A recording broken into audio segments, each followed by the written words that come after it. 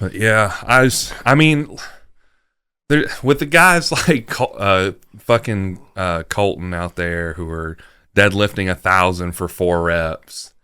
Yeah, and already somehow, even though you started, I feel like powerlifting relatively young, they've already got 5 or 6 training years on you to the good. Like, that much younger than you. Yep. And they're already at that level. It's kind of hard. It's. I mean, I'll never be a pro. Like, so I really just want to hit my goals, which is like compete at the American Pro, which means a 500 dots. I don't necessarily think I'm going to place at the American Pro, like even my weight class, but just to go one time and say I did it, have a 2,000 pound total. That's kind of like, if I do those things at a 242 weight class. If you go 2K at 242, it doesn't matter if you're a pro or not. You're not losing too often. Yeah. I mean, that's, you're going to win a lot more than you lose. That's kind of just like 2K is kind of a marker across all weight classes. If you total 2K, you're probably not losing super often. Not locally. not. Unless you just got a bunch of badasses around you. Might get your ass kicked in Southern California, Texas, Ohio, or somewhere else. Anywhere where there's a lot of there's a high density of good powerlifters, not necessarily powerlifters. There's plenty of powerlifters in the world, but it is cool though. In my weight class, I just got kicked out of top 1,500. I was talking to Zack Rodriguez about it a few weeks ago or something, and I just recently looked back and that's cool. All time 242s, all weight classes, or not all weight classes, all time, all feds, raw 242. It's still not like crazy or anything, but to say I'm pretty high up there in my weight class is cool. All time. Not saying this year for this meet for blah blah blah blah. I know a lot of people like to put all these parameters around. I was number 1 in the state in my weight class in this federation, and I'm like, I don't give a fuck. Like, that's cool if you want to do that, but I don't care. There's a lot to achieve. Yeah. Without having the title of pro. Yeah. You know what I mean? I mean, at the end of the day, I hate it is about making you better, even though the you against you thing's still a lie. Yeah.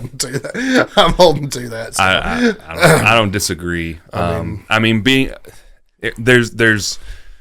The caveat is, in order to be competitive, you probably have to be better than you were. Yeah, so you have to physically get better. But also, if you are in a competition, you are competing against other people, so it's not you against you. No, it never is. You are competing against everyone that's in your weight class. The very nature division. of the word. Yeah. Competition involves other people, so it's not you versus you. So so yes and no, I guess. It depends. It depends. that's the new slogan of the show. It depends. Maybe you should take a shot every time you hear that, Richard. It's going to start happening more often than not, I think. Clean up and clarify some stuff from the other show. Richard did talk to me a little bit about accommodating resistance and whatnot. And me and Zack had a conversation, I'm sure. Actually, I think the three of us were in on that. We were in a group chat. I can't keep that straight anymore, like whether I'm not in a group chat or who I'm talking to half the time. I get so many fucking DMs about memes and stuff on Instagram. It's hard to keep it straight. Right. We talked about that. And, Richard had some really, really good points about it. But I think most of the stuff that he said are things we went back to but didn't really go in depth on. And that there was medical need and fatigue need to manage things with accommodating resistance sometimes. Yeah. And I think both of us landed on that was agreeable. Yeah. Absolutely. Injury being the primary. Yeah. Managing elbow tendonitis was what it was for Richard. And that makes sense. If you to get good press volume, like, yeah, I can understand that.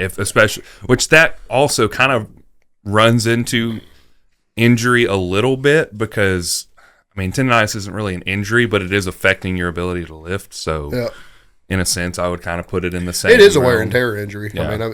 But it's not like an acute. You don't get tendonitis. It's a chronic injury. It's not like an acute, like I tore a pec or IT band or maybe bursitis. We don't really know. I'm just still got to get an image, but clarifying stuff on that. Like, we're definitely aware and for it in those circumstances. I guess again, our only argument was that if all things are equal and you're perfectly fine, there's probably better options. Right. Yep. Again, it depends. Like this fitness in general is that's going to be your answer 99% of the time. I think the 1% is calories in, calories out, and people will still argue that. Yeah, So, I mean, you hear it in. I'm reluctantly fed a lot of. Hello, Cora. I don't know what happened. I'm reluctantly fed a lot of carnivore diet stuff on Facebook for some reason. It's probably because my phone hears me talk about it on the show. Right. And those people are adamant that calories don't matter. Right. Like that's that dogmatic view of things. That's the super dogmatic view of things, and I'm like, but they do.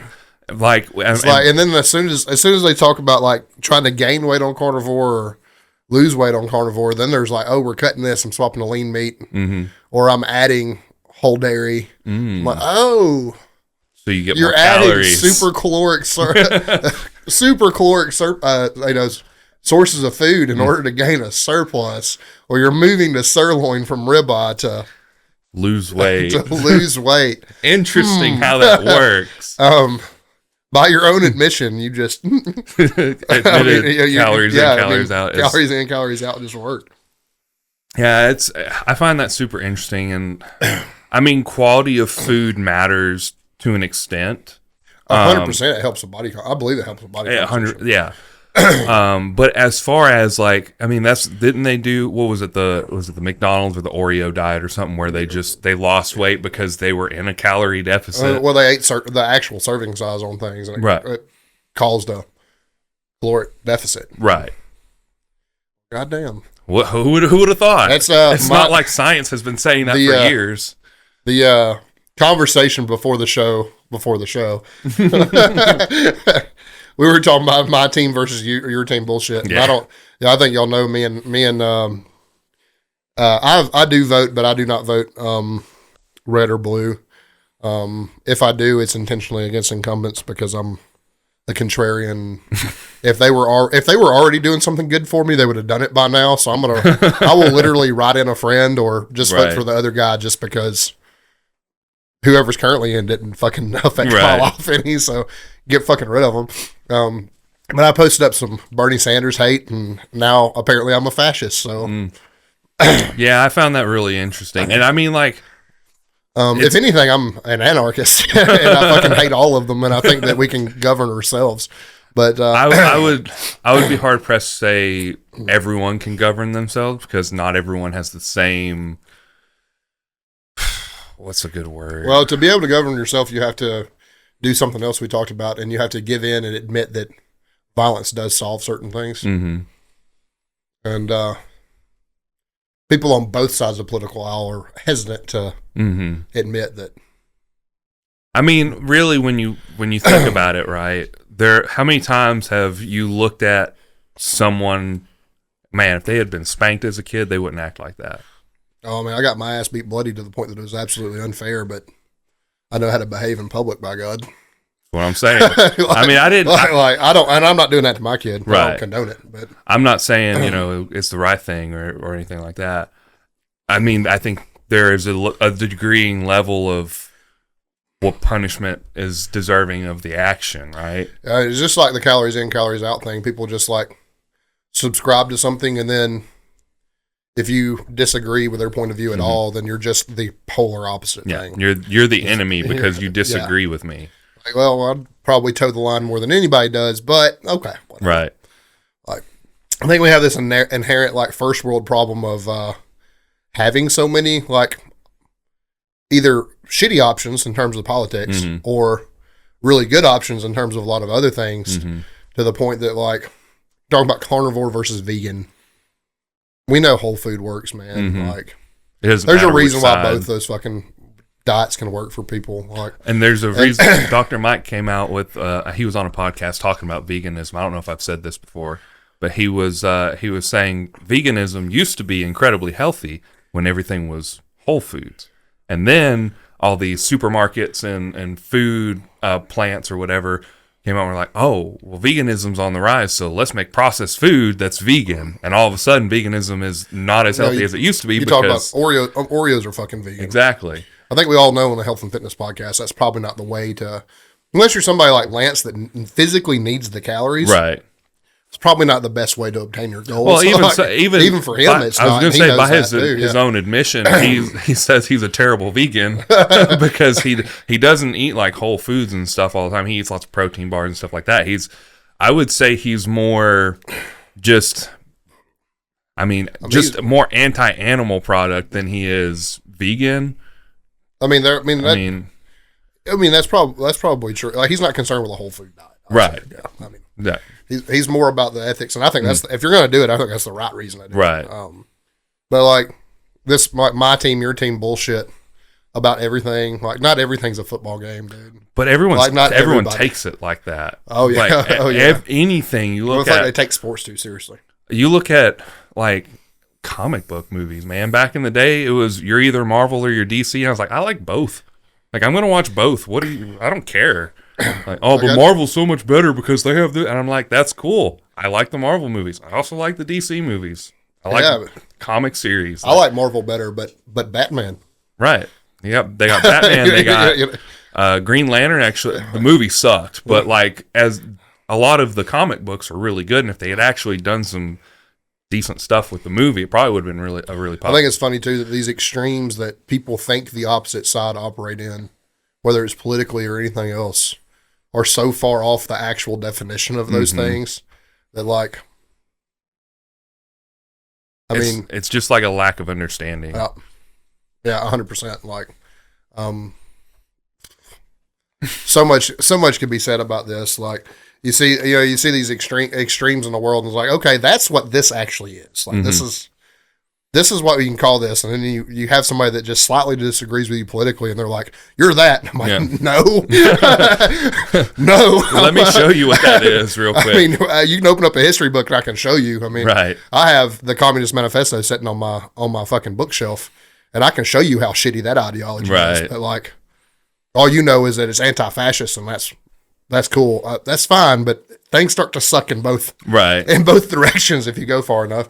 I think people forget too that almost everything exists on a spectrum, and you can go so far one way that you actually kind of start to get back. I mean, you hear people like defending communism, and they're like, China's not really communist. They're this, and this. They're really,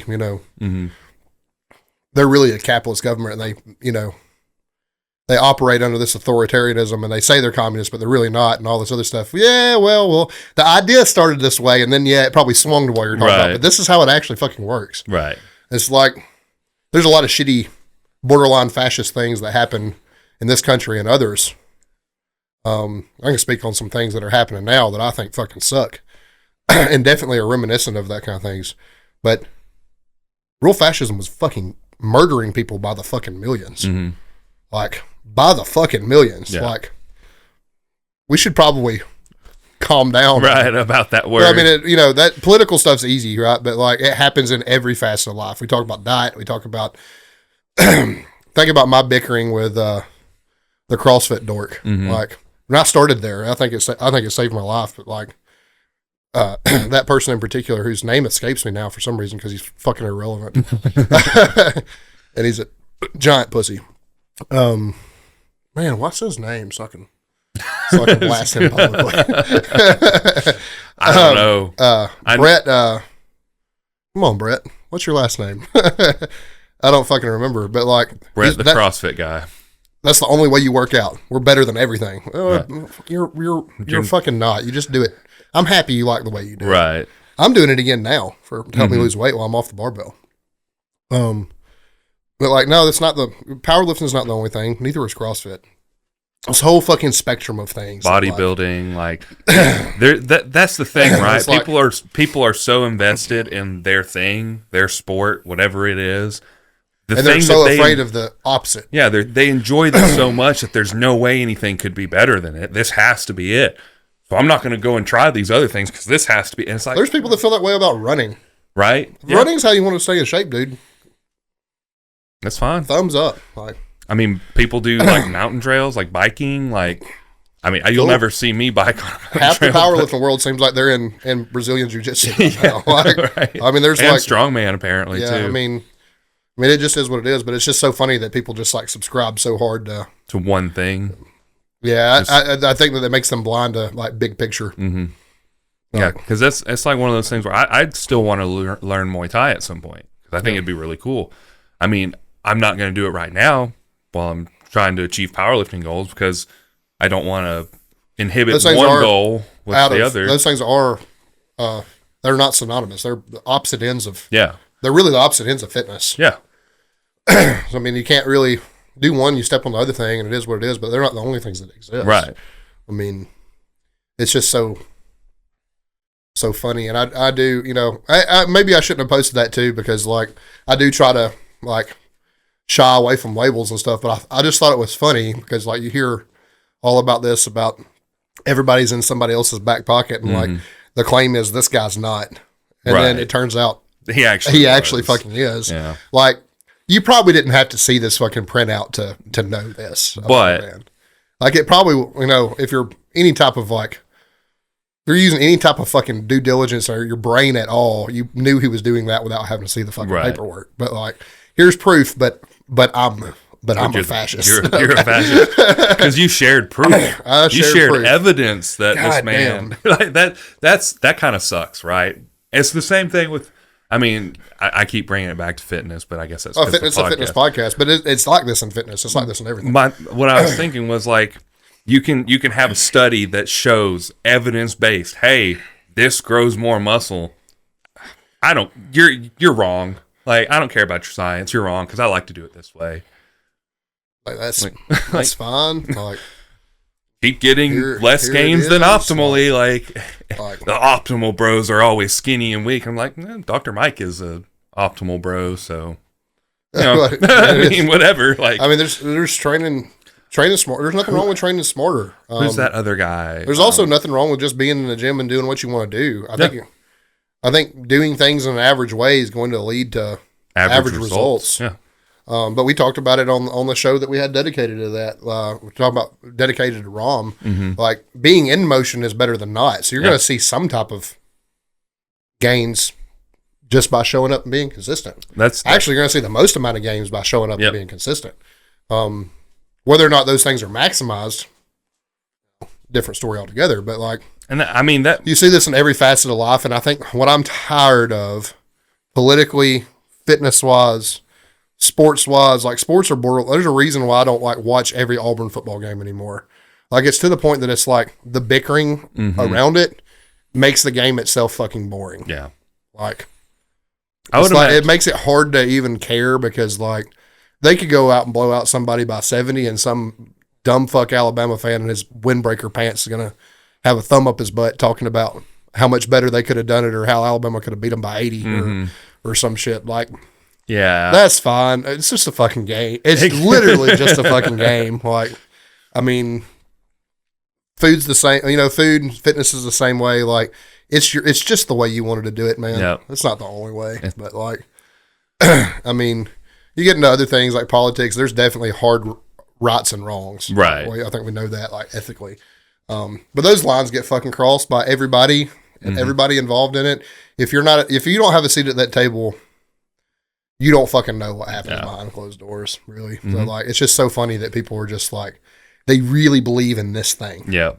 They really believe in Bernie Sanders. They really believe in Donald Trump. Like there's saviors. Okay. Saviors. Jesus Christ. That in and of itself is ridiculous. It should tell you enough that like have you seen I think it's a Dodge truck. It might be a Chevrolet. It's either a white Dodge or a Chevrolet. I want to say it's a white Chevrolet because that just takes it one step further into dogma than it already is. Have you seen the white Chevrolet pickup in town that has like a mural on the back of it? Of Nick Saban on one side and Donald Trump on the other, and the cross in the middle, and that's like that's like on their back glass, and then they have another similar one on their wrapped on their tailgate, and I'm like, boy, America. There's some there's some stereotypes that are just true, and that one's fucking one. Man, driving around the heartbeat of America with your 3 favorite things on the tailgate. Those things are, I mean, that might as well be fucking Father, Son, Holy Ghost right there. I mean, when you're talking Alabama, you're not wrong, man. Like that's. I like to point out that I have never seen an Auburn fan with a mural like that in the back of their vehicle. Have they ever had a head coach wear that? Probably not. But the whole thing's just a little. It's a little. I mean, at some point you have to look at it and be like, Who thought that was a good idea? Like, not even just that. The whole premise of what we're talking about. You have to, at some point you have to look at it and be like, this is all just a little fucking silly. Yeah. It made me laugh real hard. I can see it, and it just cracks me up. You know what his yard looks like. Yeah. Yeah. He's the type that's got the Alabama Script A marked out in Christmas lights on the side of his house, burns year round. You know what I mean? Every political sign he can think of, from all his favorite national politicians and all his favorite local ones, fucking stacked on. You know, his yard gets rolled. Probably. He's real bitter about it too. Yeah. Damn kids. I don't know if you want to touch on this or not, but have you seen that sign in Montgomery that's got a whole bunch of shares on social media? No, haven't seen it. If you haven't seen it, we're just going to skip over that, but it'll probably come up on my feed. It will come up on your feed. Jawan actually shared it on his Was it story. super shitty? Man, I don't. It was some. I forget the image. I did not get the sign, but I did get a vulgar chef recipe that is chocolate cups with cocktail sauce decorated with a shrimp on top. shrimp cocktail chocolate cups, apparently, for Valentine's Day. That's He's posted disgusting. the recipe. That's disgusting. He's the vulgar chef for a reason. We'll just skip over that. We just won't even talk. I mean, there is some shitty things. Like, I mean, white nationalism is alive and well in the South, Yeah. and that has reared its ugly head in Coleman again. I don't know if they've been posting recruiting documents and recruiting posters and shit for it, and that's Really? pretty fucking shitty and pretty concerning. That kind of shit sucks. Just blatantly sucks. There is no right or wrong in that. It's just all fucking wrong. Period. Yeah. So Interesting times we're living in. interesting times we're living in. I don't know how many historical events we've been through in our lifetime, but I know it's many. Many. They tie it all back into fitness and powerlifting, though. We're lucky we have things like powerlifting and music that, and we talk a lot about both. Kind of give us escape from that, but also bring people together regardless of their feelings about such things. Sometimes. Sometimes, yeah. There's always outliers. There's always outliers, but I mean, like, you know, in those the things, grand when scope you of have to things. go compete with certain people, you have people on your team, you're experiencing different cultures, different backgrounds, and then you find out they have commonality with you. That's the ultimate way to get over Prejudice. shitty feelings and prejudice and bigotry is like put yourself in the middle of it, and like music and powerlifting is fucking great for that. You know, we're fortunate we have those outlets because they do make the world a lot simpler when it seems really goddamn complicated. Yeah. And just shitty. That's not going to keep me from gatekeeping if you have shitty taste. Fair. That's the show before the show. That shit got a little bit fucking heavy. It did. But I'm feeling it on my central nervous system. oh shit, we don't need any CNS fatigue this week. So our sponsors, Justin Smith at the Butcher, keeps the show running. He keeps us fed, that kind of thing. We buy all of our meat there. Jam Logistics, Chad Patterson, they haul gas, so I'm sure we buy gas from them at some point in our lives. Definitely. Or he delivered the gas we're buying anyway. Right. So special thanks to both those guys. Nathan's not drinking; he's a week out. I am drinking a good local Trim Tab beer, cherry limeade slush, candy ale, and it's good. I saw it says SPF 100 on the back, and it was mildly concerning. I thought you were drinking like some SPF sunscreen. Fuck, I don't know. 7.5% ABV. So for anybody that hates on beer that tastes good because you like only drink Bud Light and Michelob, go fucking, I don't know. Just fuck off. You hear people pick. That's another one of those weird prejudices. People pick on people that drink good beer. Like, I don't want to drink piss water, so I bought a nice beer. And they're like, what are you doing drinking that?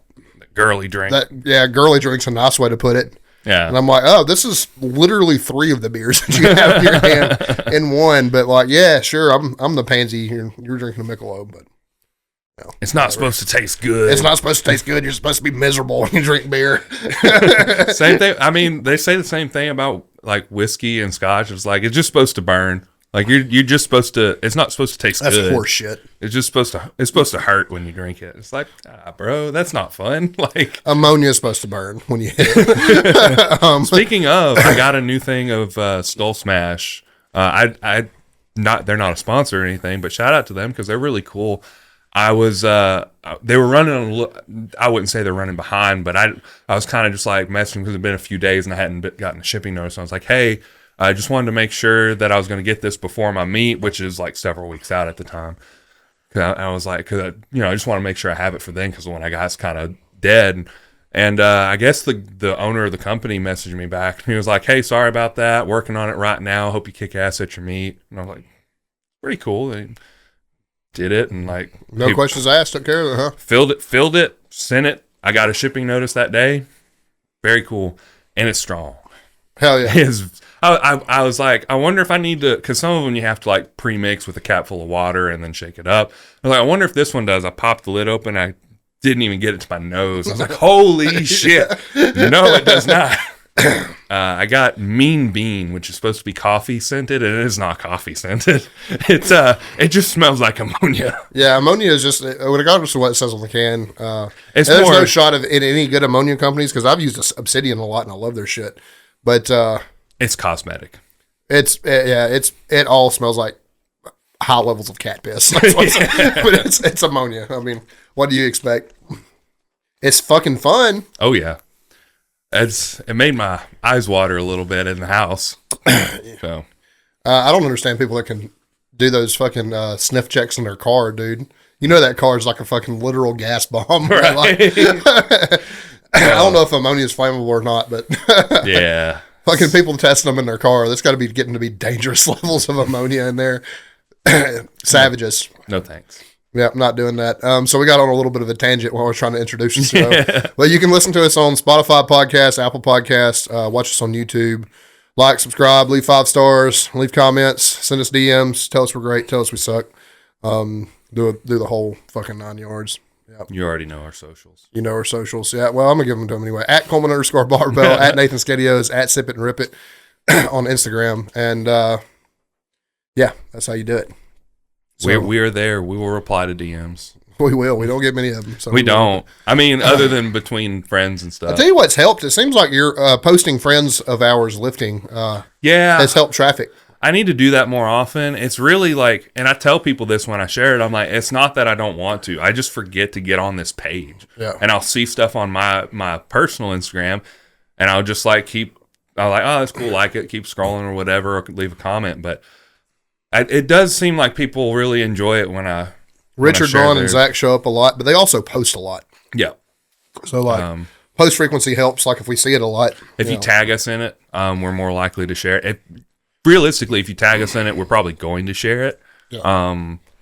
I can only think of one instance where we were tagged in something that I didn't share it because I was very confused from the context. So I remember that one. Yeah, I was just kind of like, that's weird. I'm not going to share this. I don't understand. But yeah, so if you tag us in a post that is cohesive and we understand the context and it is a positive context, we'll probably share it. So.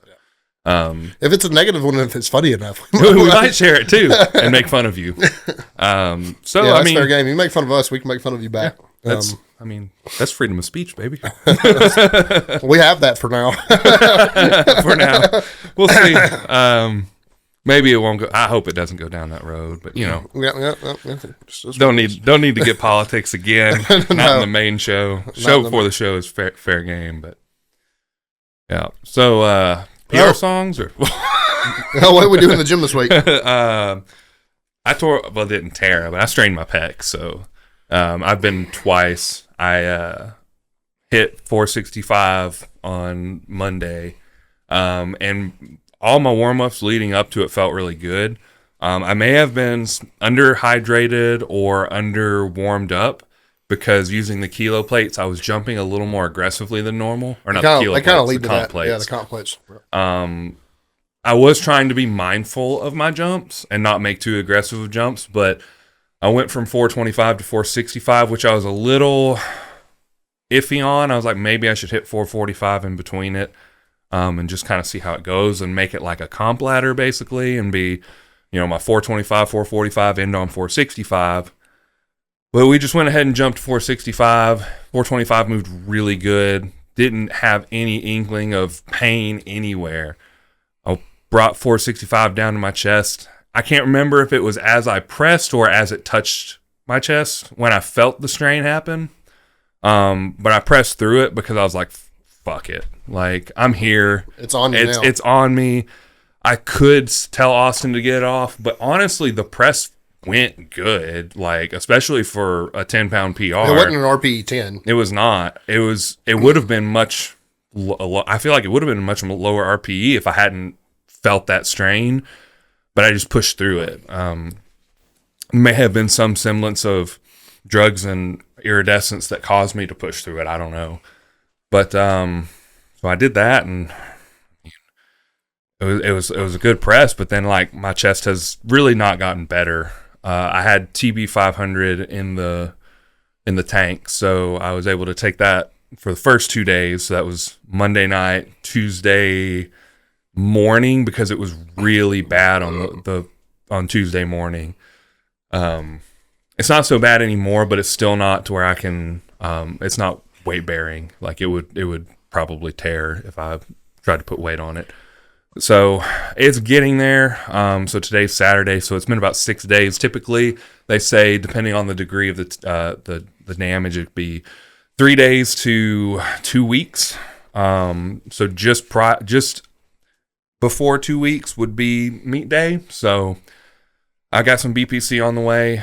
I was hoping it would be here today, and it was supposed to be here today, and it's not. So I'm not going to get it until Monday, which is a little concerning, but it is what it is. I'm hoping that it'll be here with enough time for me to take it and get the benefits from it. I don't have any plans on any big lifts anymore. I went and had a leg day on Friday, and it was SSB squats because I didn't want to squat on a straight bar. Very light, 3 sets of 3 with like 320, and then I did 4 sets of 3 because they were moving fairly good.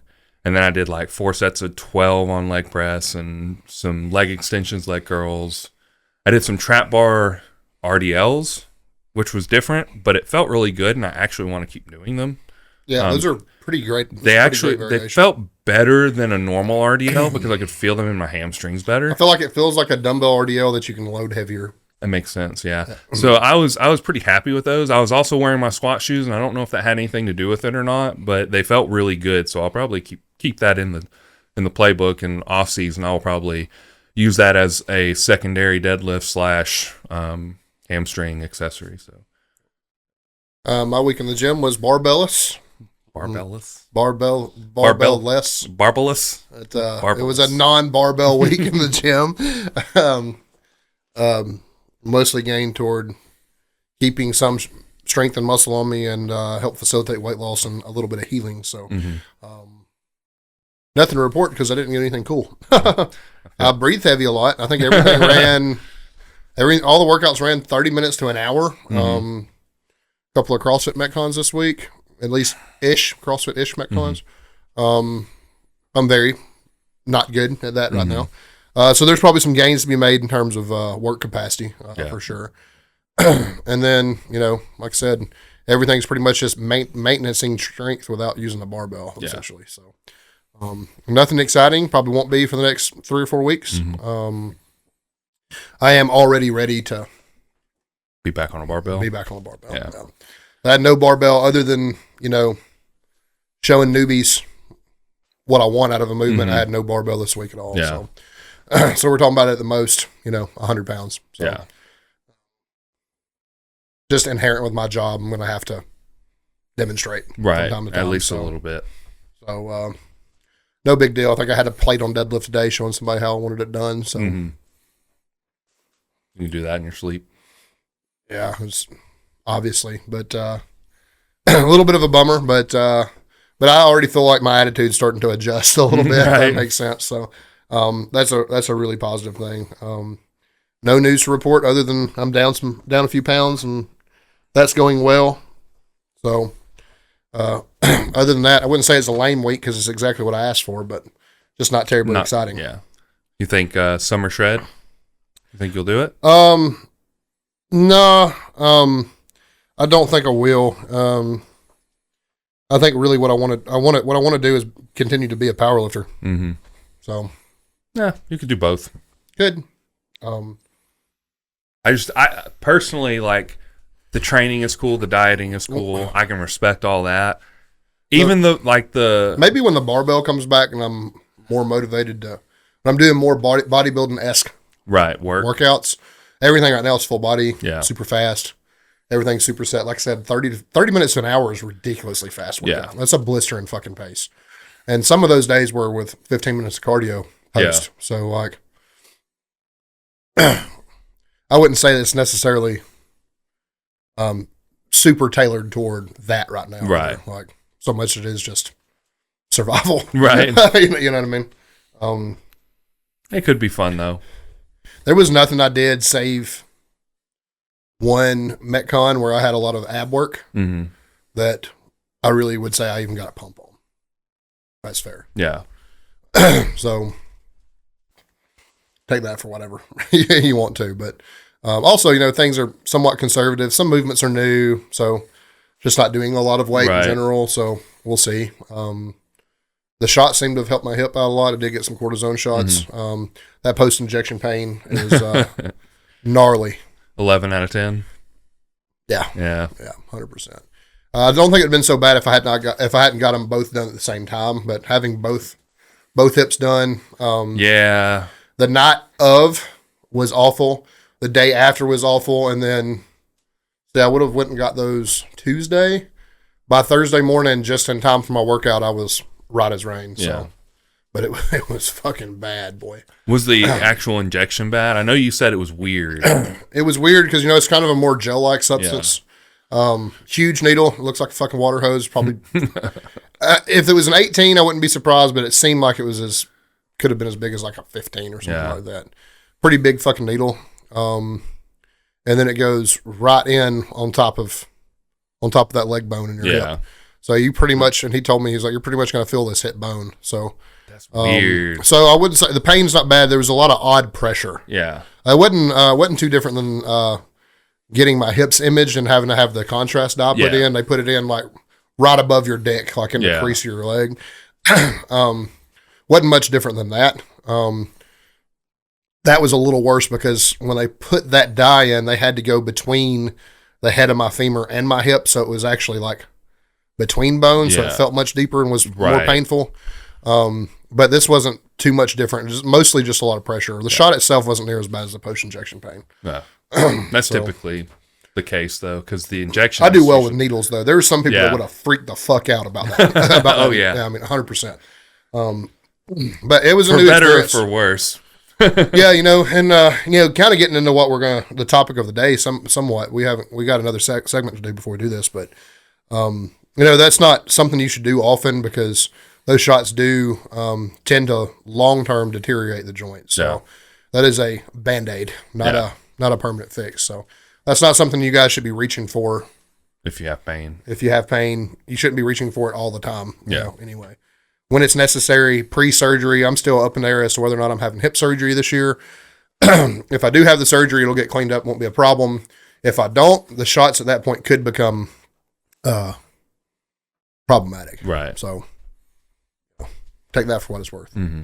But what do you got PR song-wise? Let me pull them up because I was kind of zoned out a little bit, to be honest with you. Not that I wasn't paying attention, but normally I have this stuff pulled up already. Hell, I've got two. I got my two pulled up already. All right, you can go ahead. Aborted released a new single called "The Pain Will Be Exquisite." Aborted is sick. I haven't heard that one yet, but I'm gonna have to super sick. Check it out.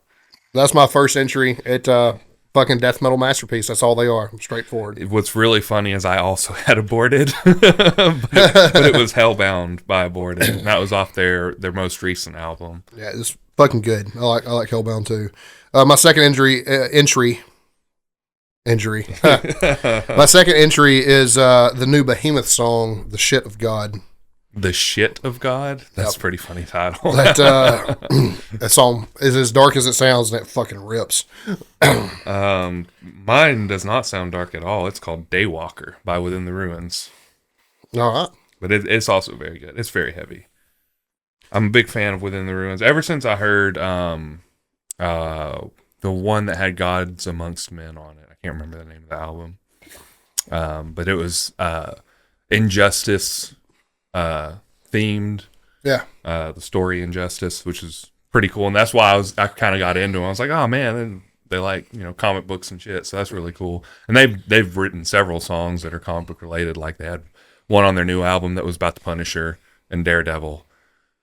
And I think there was someone else they released a song that was about, but I like a concept record where everything on the record's kind of geared toward the same thing. So I was talking to somebody else about that this week, and there's you don't like it because it's all clean singing, but there's a band called I Am Abomination that I've put on the list before, but a lot of their shit tends to be wholly concept album, and it's pretty fucking cool. And then all the prog shit I used to listen to more when I was a music nerd, Between the Buried Me, shit like that, but I still, man, I know you made that. Was it you? No, it was TJ that made that post about the albums that kind of blew your mind. Those two are the best Between the Buried and Me albums. Colors and The Great Misdirect. Those two, I can listen to every single song. I can listen to the album front to back, which you're supposed to listen to those front to back. They play as one song, like most of them do. So, but man, those two albums just... When I heard Colors the first time, I think I was like 14 or 15 or something. I think that probably started it for all of us. I mean, I remember Wes was like, dude, you need to listen to this. This is really good. And I was like, okay, I'll check it out. I went to Walmart, I think, and they had a copy, and I was like, I'll buy it. Way back when. When you could buy CDs at Walmart. Showing our age here. But yeah, I bought it, and I sat there, and I can't remember if I was listening to it either on a stereo or with headphones. I can't remember, but I was sitting there just like my mind was blown. Yeah, I remember the same thing about that record, and then The Great Misdirect just is starting so open and slow. Yep. And it's pretty fucking seminal record in my life, I'd have to say. The pacing of all of those, both of those albums are just incredibly, I would say, complex. Yeah. Because it changes dramatically, but not jarringly, if that makes sense. That everything has a good transition. That's the type of music that people are going to sit around in music classes 200 years from now and study. And they're going to be like, how the fuck and why the fuck did they do this? Yeah, I mean, that's the shit that's going to take the place of, shit like Bach and stuff when I studied in school. Yeah. Like, it really will. I mean, that's incredibly intelligent, incredibly capable music. And the thing is, like, making that list, I feel like I left so many things off. Like I could have put 1,000 more records. Yeah. On that list. I mean, everything. Like I think about like Opeth's Watershed. Yeah. Blackwater Park by Opeth. Like all this shit. Opeth had a lot of really good. And then I think about shit that TJ wouldn't have given a fuck about. Like all the jazz records I've listened to 1,000 times.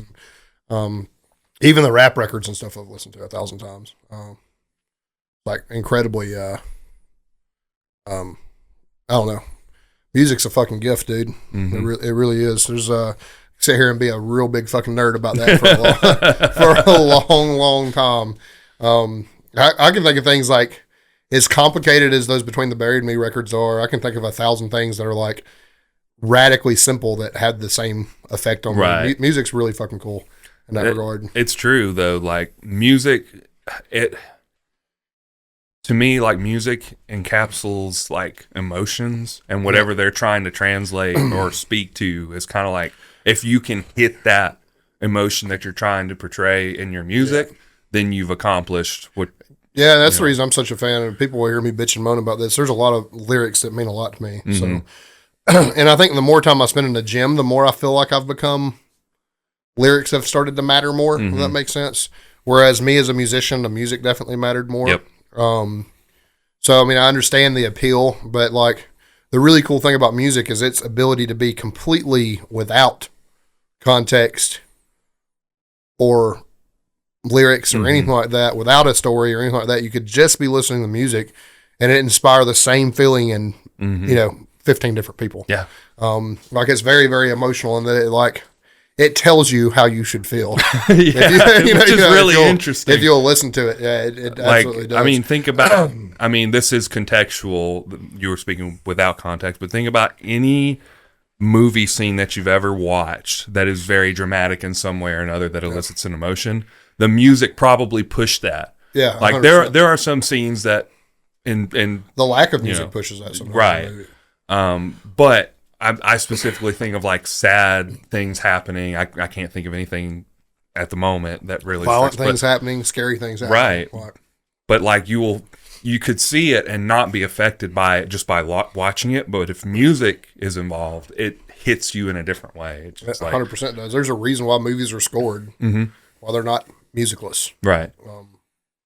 Pretty interesting thing. And that's goes without saying, so much so that, in programming, we've attempted to control what people listen to sometimes. And that did come by way of Joe's inspiration. Yep. But like controlling those inputs and outputs are really important. And part of that reason is because music is exactly that powerful. And you need it to be powerful when it matters most. Yep. And in a sports background, if you've abstained, it'll probably hit you harder the next time you hear it, if that makes sense. Yep. So, pretty wild. But there's a reason why we have a segment about PR songs. It is 100% performance enhancing, and I know the vast majority of our listeners do not listen to the same music that we listen to. Probably very much the opposite, but I'm sure we have a handful. But I think that there's a lot of, the more I get into it, because I've been a professional in both. There's a lot more parallels to it. Like a lot of people were talking about my way versus your way earlier in the show before the show. A lot of people are really turned off by music that we like because it's purposefully dissonant, either rhythmically or harmonically. Right. There's sounds in it that makes you uncomfortable, whether it be the vocals or like the presence of a tritone or any other really, really dissonant chord that intentionally sounds bad, but it sounds bad to elicit emotion and stuff like that.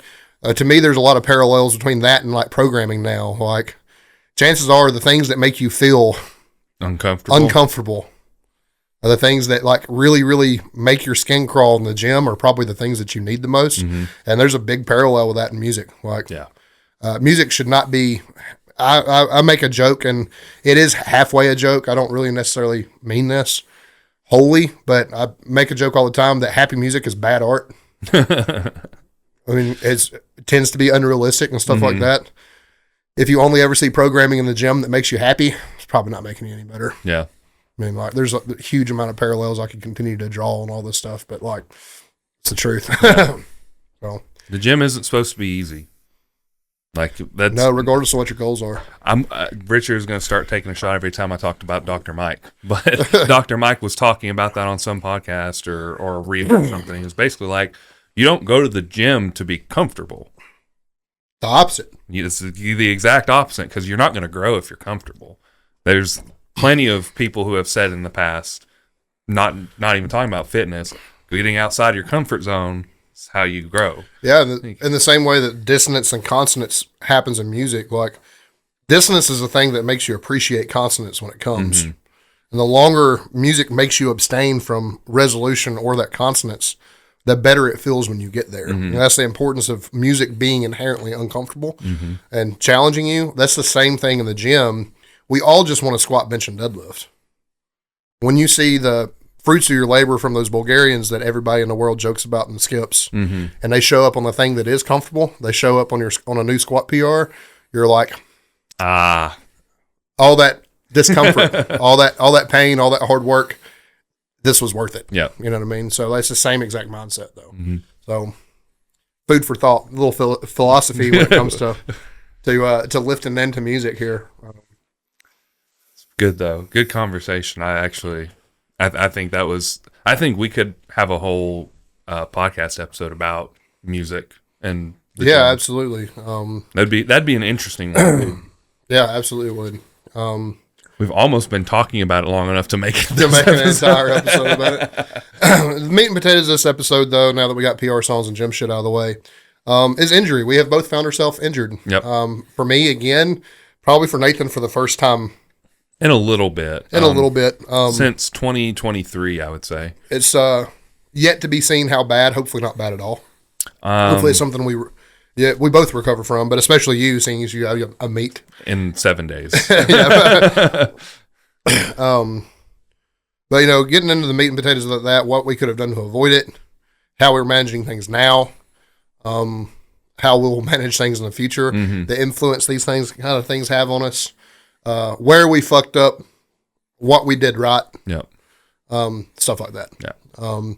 Mine is going to deal a little bit more with minutia, and Nathan's, by his own admission, and mine too, as somebody that, while I'm not coaching him this block, we do talk about everything he does, whether or not I programmed it or not.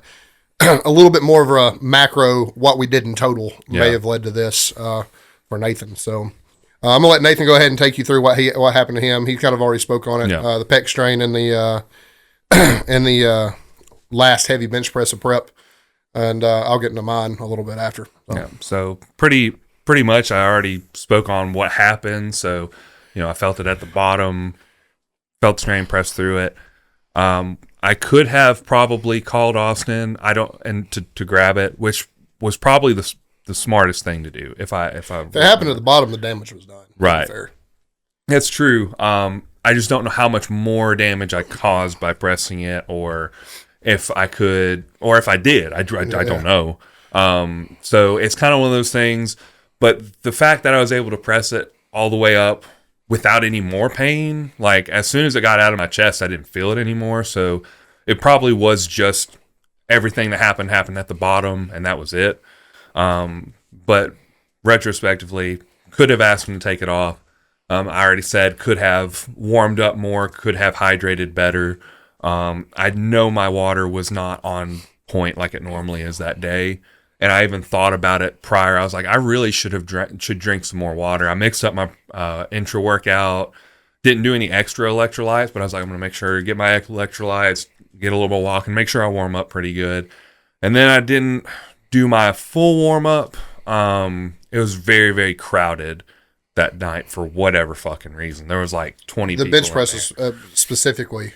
Just in general, the upper body side of the room was fucking packed. It was weird. It's not normally. I'm not going to say it's not normal like that, but when I go, it's normally a little lighter than that.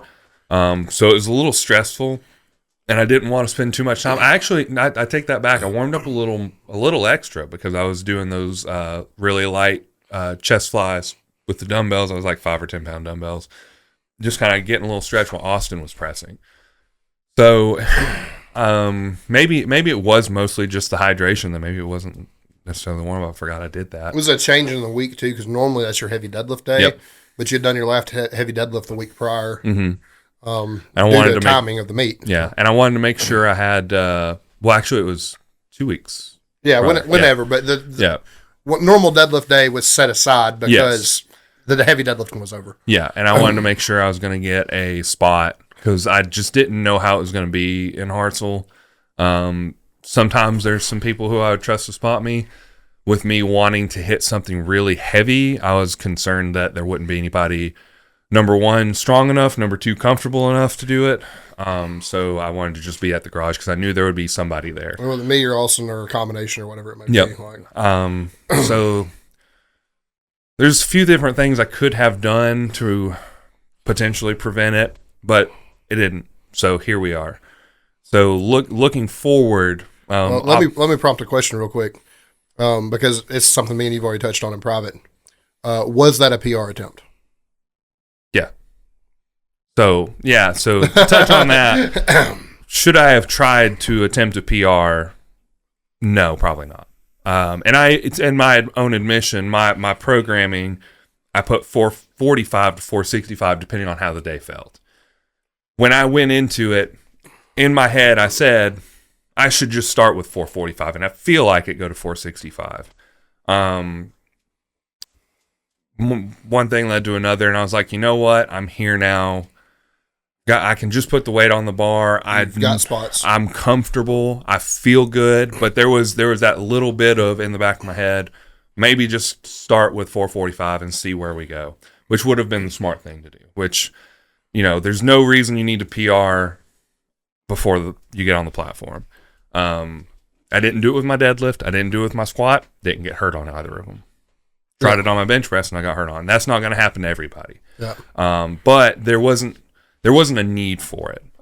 Sure. It was 100% an ego thing because I was just kind of bullshitting and I was like, 465 because I can take the number one spot on the leaderboard in the gym or whatever, which I did. And it's cool, but like it didn't matter because it's not like I'm getting the national record. I got it on a board at the local gym. Like that's, Yeah. Whereas if I had waited, not gotten hurt, and done it at regionals, I'd have the national record. Yeah. Not saying that I still won't. But now it's kind of like a question mark, right? Yeah. Will I be healthy enough? So anyway, moving forward, the thought is I bought some BPC the night it happened because I was like, I know I'm going to need this. Like I said, didn't get here. I don't know if I said this in the podcast. Didn't get here in time. It did not get here on time. Supposed to be here on time. It was supposed to be here today, but it's not. So like I said, I've earlier only been to the gym twice. The reason why is because I want all of my body's energy to focus on healing. I don't want to spend extra energy working out, doing anything. I know there's a certain level that I can lift just to prevent atrophy. That's why I went and did a small leg day on Friday. I'm not super concerned with anything else. I'm not going to get any stronger from Monday till this stuff. No, that work's done. There's nothing. The only thing I want to do, get a little blood flow in it, which I've been doing some stretches. I make sure to get it a little bit uncomfortable every day so that the blood flow goes in there and promotes the healing because that's primarily what it does. One thing is kind of funny. I was talking to Desi and she was like, have you taken any ibuprofen? I was like, I'm not taking ibuprofen. I'll take some Tylenol. I'm not taking ibuprofen. I don't want the inflammation to go away because that's going to promote the healing. So the faster it heals, the better. And the more inflammation that's in there, the better at the moment until it gets recovered. Like I said, it's not 100%. I think about there, it starts to pull a little bit. If you guys can't see me, I'm basically fully extended in an upright angle. I don't know. Hands over his shoulder. So it's not 100%. It's not load bearing. Plan is get that BPC in, start taking it as soon as I get it, and all the way up until regionals. My opener will be determined on Friday because I just don't know what I'm going to be capable of. And I can always change it if I need to, if something happens. But the plan is just going to be to survive at this point and try and promote as much healing as possible in any way that I can. I'm making sure to eat relatively well, get my protein in. I've got GHRP2, so it's should be helping me produce a little more growth hormone, which should help also heal it. TRT and everything's the same as it has been. No changes there. Aside from that, it's just going to be a waiting game. Sure. I still plan on going to the gym on Monday to do something. I don't know what it's going to look like yet because I don't know what I'm going to be capable of. Sure. There's going to be some semblance of bro stuff, no barbell stuff, some semblance of just activity level. And then Wednesday, hopefully, will be a very, very, very light SBD day, which I normally do. That'll be kind of like a good test on range of motion pain levels for my bench. Hopefully on Wednesday, I will not experience any pain or discomfort, and everything will be smooth sailing from there. But that's 5 days from now, so we'll just have to wait and see. Sure. That's kind of where I land on all this. So you can. So we talked about this before.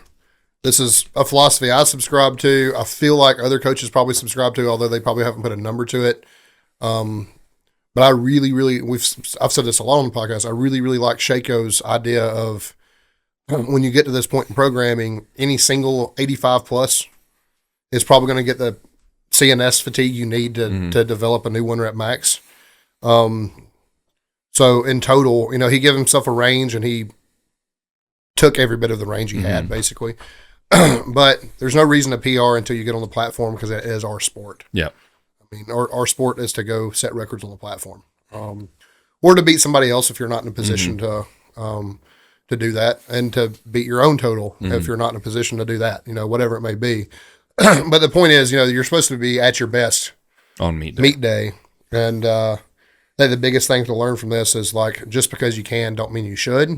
This is probably the first instance I feel like you've ever had. As far as like in training, yes. At least this deep in prep. This is the first. I did have a double pec strain attempting to press 400 in 2021 or 2022. I don't remember. It was at the gym, but we were doing a mock meet. So it was kind of like, it was a meet, quote unquote. But it wasn't a meet that counted. Exactly. But, so we've been there before. I mean, it is what it is. I've overreached a lot. That's how I've hurt myself a couple of times. Ironically, it wasn't how I hurt myself this time, but it just kind of is what it is. But good programming should essentially take you just to your limit, but not over it, and then allow you to exceed that limit later on meet day. Yep. In Nathan's defense, we're pretty sure mathematically and based on training, 475 or 480 is a possibility. Yeah. So while that's a projected number and you should never really work on things that you haven't hit before, all volume leading up to this point, prior things that he's done leading to this point, said that pretty much 465 was probably not his limit, but it was a physical PR. Yeah. So, I like training up deadlifts. I typically program people up to about 95, and then squat and bench press. The better the squatter, the less true this is. They may only go to 92 or 95, but bench press, I typically train people to 95, 97.5% on bench press or squat. And then we never really see that new 1 rep max come to fruition until meet day, unless it's a extensively long off season and we've gone through multiple training blocks. We've seen a 1 rep max go up outside of the platform several times. Like that's the only instance where we're talking about, 100+% of your platform PR. Yeah. Nathan was in a situation where he had like a 2-month turnaround. Yeah.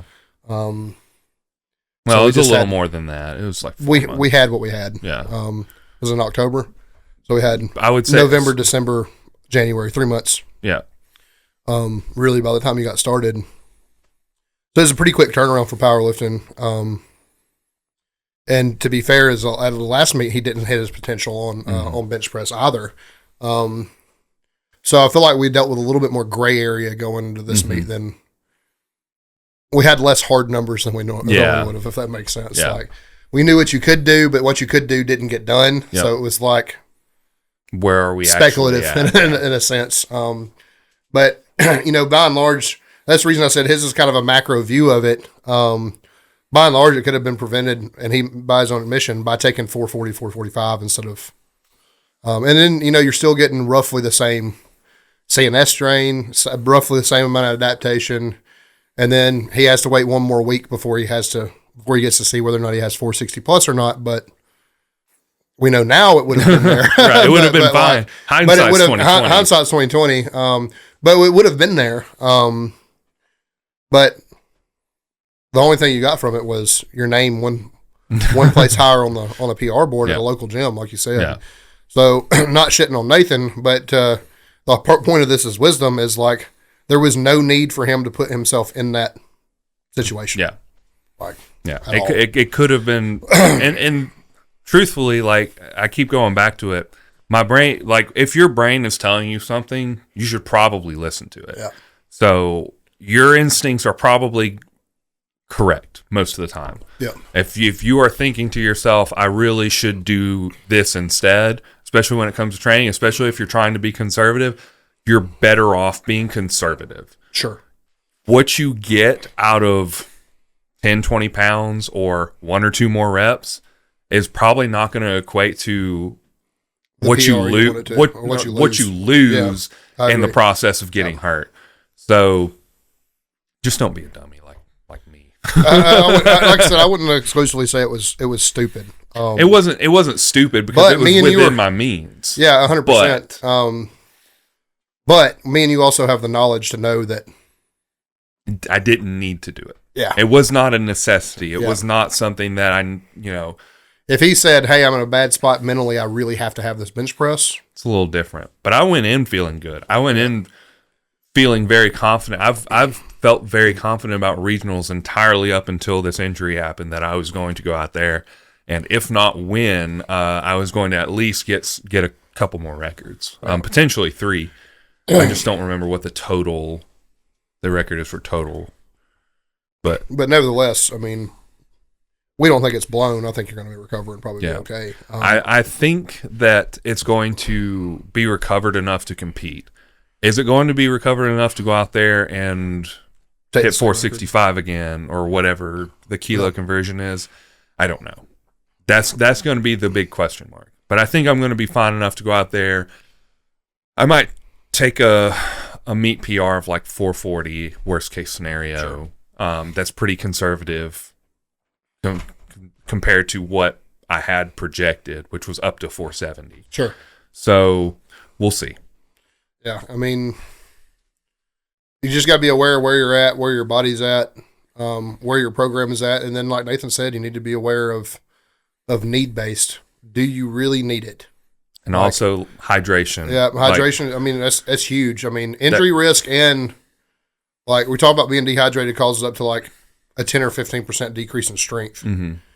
So if you experience that decrease in strength and push through something like this anyway, injury risk goes up inherently. And then just the fact that the muscle's dry, the ligaments are dry, stuff like that, raises that chance of injury. Yep. It raises the chance of some other not so savory things in terms of performance things too. I mean, I heard me talk about having an SVT due to dehydration one time during a squat session, which ironically Nathan was programming that block.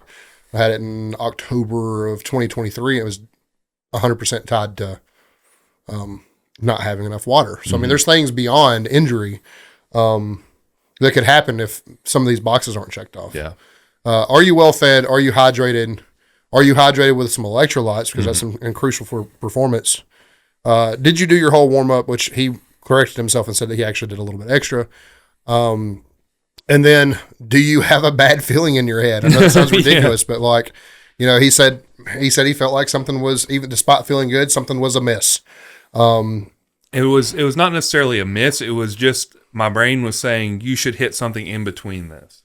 It was not necessarily, oh man. Well, if you hit 445 and there's any pain replicated, then that's an indicator that like, hey, don't have to have the 465 today. Let's put it up. There's like a caveat, right?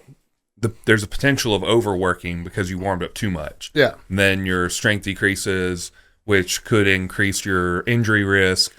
Let me tell you something. You're talking about there's pretty small, a 20-pound jump for Nathan on bench press is a relatively small percentage for him. It's less than 5% of an increase. So, like, you're talking about a pretty finite number. You're making the jump from 425 to 465 is not a big jump for Nathan. However, it's less than 10%. However, the fatigue he's going to accumulate by jumping from 425 to 445 and then from 445 to 465, all three of those numbers, despite them being kind of close, are going to fatigue him about the same. So if he takes 445, is he even capable of hitting 465? Yep. We don't know because he didn't do it. Right. But like, you have to be conscious of that in your warm-ups as well. Like, from a purely warm-up standpoint, those numbers are way too close to each other. You would probably agree. Yeah. Like, CNS fatigue's pretty comparable for you, probably 415 up to about 465. Yeah. Whether it moves better or not doesn't. I mean, 415 will obviously move better than 465, but in terms of the way your nervous system has prepped for it, it's probably about the same amount of fatigue. Pretty negligible amount. So how many ever licks you take above 400 pounds, you're taking.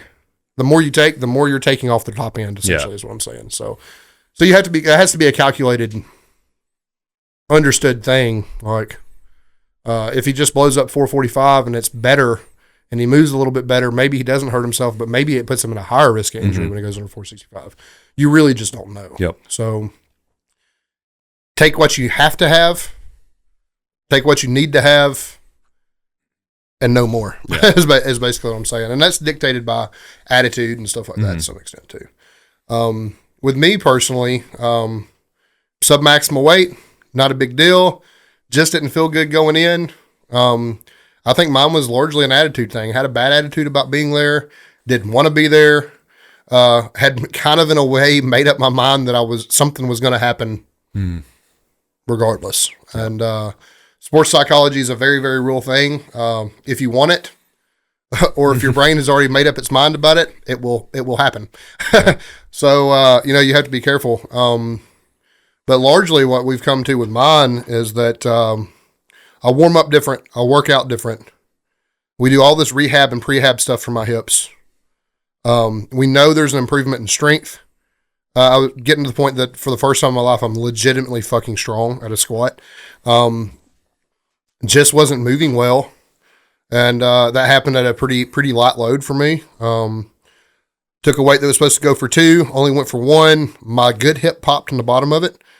We think that maybe it was bursitis or something, and basically bursitis or impingement will take the ligament and rub it across an area, and it can cause a pop, even though it's not a strain. It feels and sounds like a strain, if that makes sense. We think that's probably what happened. I still have to go get it imaged. But looking at the total of things that I've been doing, I've been eating better. I've been hydrating better. I have all this prehab and rehab stuff in my work now. My legs are physically stronger than they've ever been. We've addressed all these issues, and it happened anyway. Me and Ron had to take a step back and look at other things I was doing, and it's not something he really came up with at first, but like kind of verified that it could be a problem with me, and that was the way I've been sleeping. So traditionally, all of my problems, I have trained my shoulder problems out, and if you want to know how I did that, we can get into that. I've trained my shoulder problems out, but used to have a lot of problems with my right shoulder. All of my problems, except for this one thing that just happened, have been in my right hip, and I'm a side sleeper and sleep on my right side on a pretty soft mattress. And what I put together was the baby's teething and sleeping with me and Sandy more often.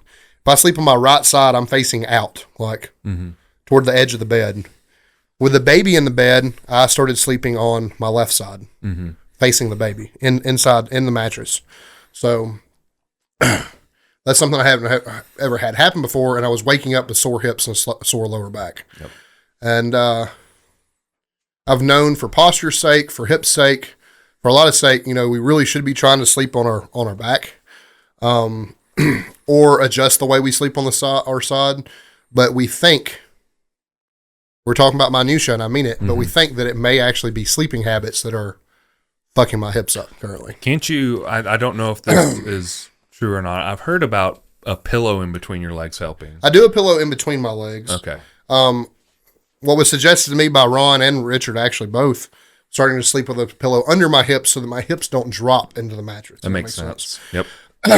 So I guess it depends on the like firmness of the pillow. If for sure. It has to be supportive. Right, but is it going to push you out of position and sleep you in a kind of awkward, like basically do the same thing on the opposite side? Right. But yeah. But I think if you get the right firmness and the right size, it'll probably because of so I have scoliosis and kyphosis in my back too. Because of those problems, that the best thing in total for my body, maybe not the best thing for my hips, and maybe not the best thing for my sleep, is simply to learn how to sleep on my back. Yeah. So we think that might be a solution. But when you're talking about high performing athletes, I don't know that I'm high performing yet. I'm high performing, very high performing compared to your average gym goer, for sure. I'm stronger. If you're not actively involved in powerlifting, I'm the strongest person you know. That's safe to say. Yeah. Like most like intermediate and up powerlifters are the strongest person you know, unless you know their group of friends that powerlift. Then you probably know some people that are stronger. But like from a gym perspective, I'm probably the strongest person you know. Yeah. When you're a high performing person, because I'm not quite at the level that I can consider myself an athlete really. But when you're a high performing person, minutia matters more and more and more and more. We talk about this stuff all the time with the guy that sleeps better, the guy that eats better, the guy that drinks better outperforms the guy that doesn't. Talk about that all the time. But we're so deep in this now, we're talking about not just sleep quality, but how we sleep. Positionally and stuff like that. So, if you're looking to go from point A to point B in the quickest, healthiest, most manageable way possible, you have to look at every factor of your life, from stress in the gym, stress outside the gym, how you sleep, the positions you sleep in, how often you sleep, how well you sleep, how often you eat, how well you eat, how often you hydrate, and how well you hydrate. Like, it goes beyond just doing those things and then becomes how well are you doing these things. Like, it's almost not enough to check the box. There's subcategories we have to go and check too. We can both drink a gallon of water a day, but did we do X amount in electrolytes? Did we do X amount in carbohydrates play a role in hydration? Did we do X amount of carbohydrates that day? With the food, did we eat enough protein? Did we hit our total calories? Did we come under like we were supposed to if you're in a deficit? All these things go into play to the point now we're looking at not just gym changes, but real lifestyle changes. It's kind of funny when you talk about minutia and you're talking about water. What kind of water are you drinking? Are you drinking distilled water, or are you drinking water that's purified with salt? Yeah, that also is different. Distilled water is distilled because it's free of electrolytes. Exactly. It is water. It's just water. You need electrolytes, so you can't just be distilled water. Distilled water comes into play when we water cut. That's actually why I thought that's about salt manipulation at that point, and not about performance, because you reload all those things after your weigh-in, so you don't come in dehydrated. You do that via IV, just simply eating and drinking more, or whatever it may be.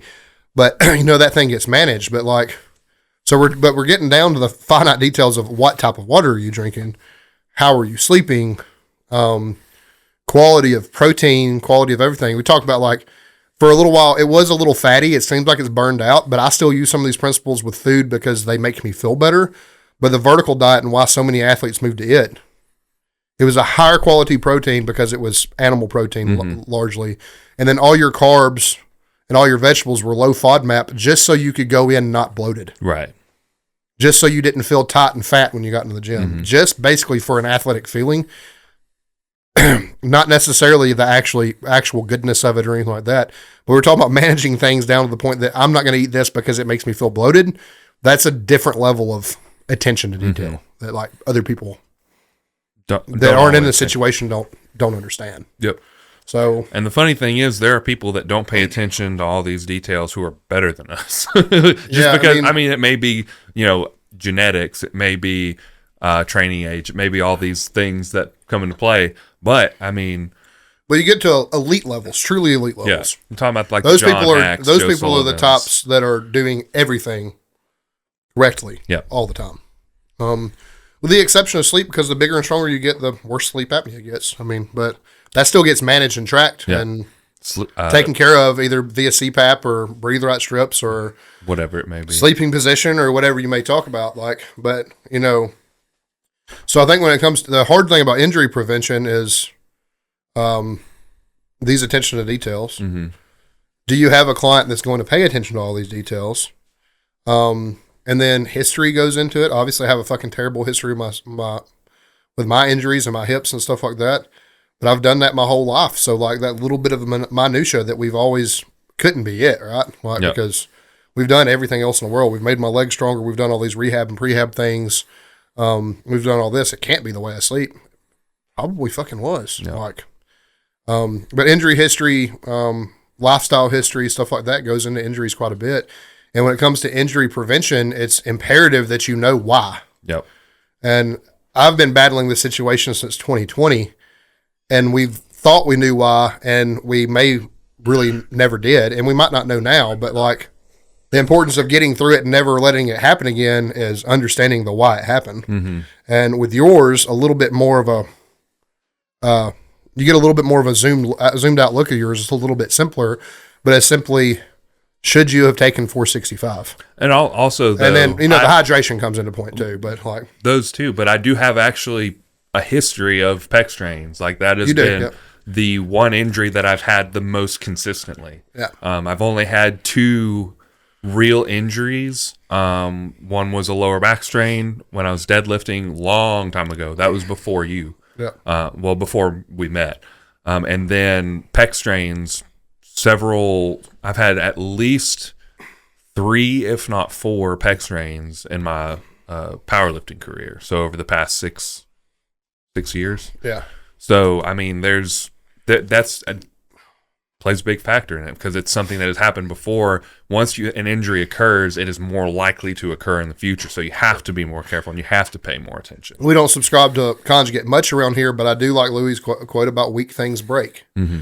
So moving forward, if we have identified the actual problem, if mine's really how I sleep and yours is really the history of pec strains combined with maybe overreaching a little bit in the program, how do we prevent these things? Right. So for me, you have obviously, to change the thing. Is the right. You know, the few things that I want to do moving forward. Number one, obviously, is just to pay a little more attention to how I'm feeling the day of, and just not overreach.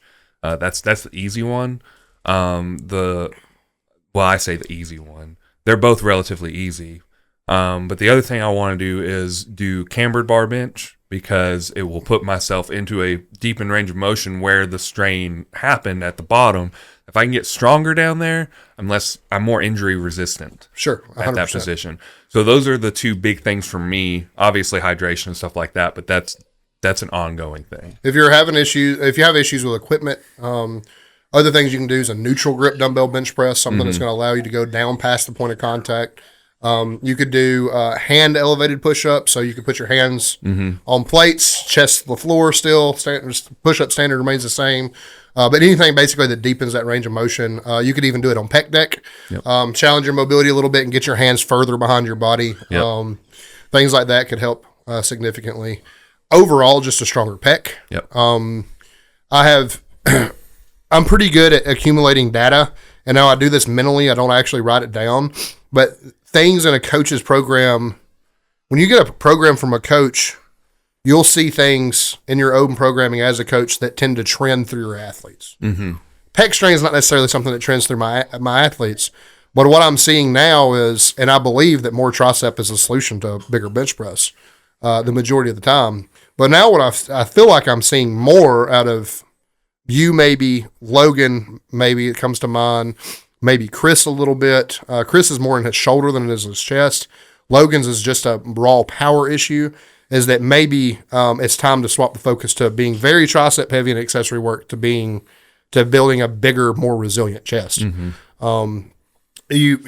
There's 40 other people I can point to with this, but like if you're a smart coach, you see these things trend in your athletes. Yep. They pick up your habits and they pick up the habits of your programming.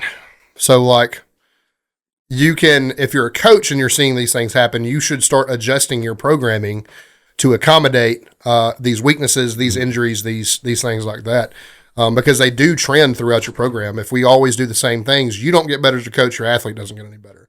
And then you're doing a shitty job as a coach because you're essentially not protecting your athlete at that point. So, things like that on my end of things for Nathan is maybe he's got enormous fucking arms. I don't know if y'all have seen him in person.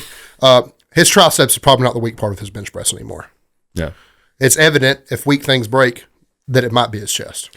Also, if you notice, the only point that was the sticking point on that press was the transition between my chest and my tricep. Yeah. So there was just a stop there. So maybe it's to say that as soon as the load made it, like at the top end where the chest had stopped activating, my triceps took over.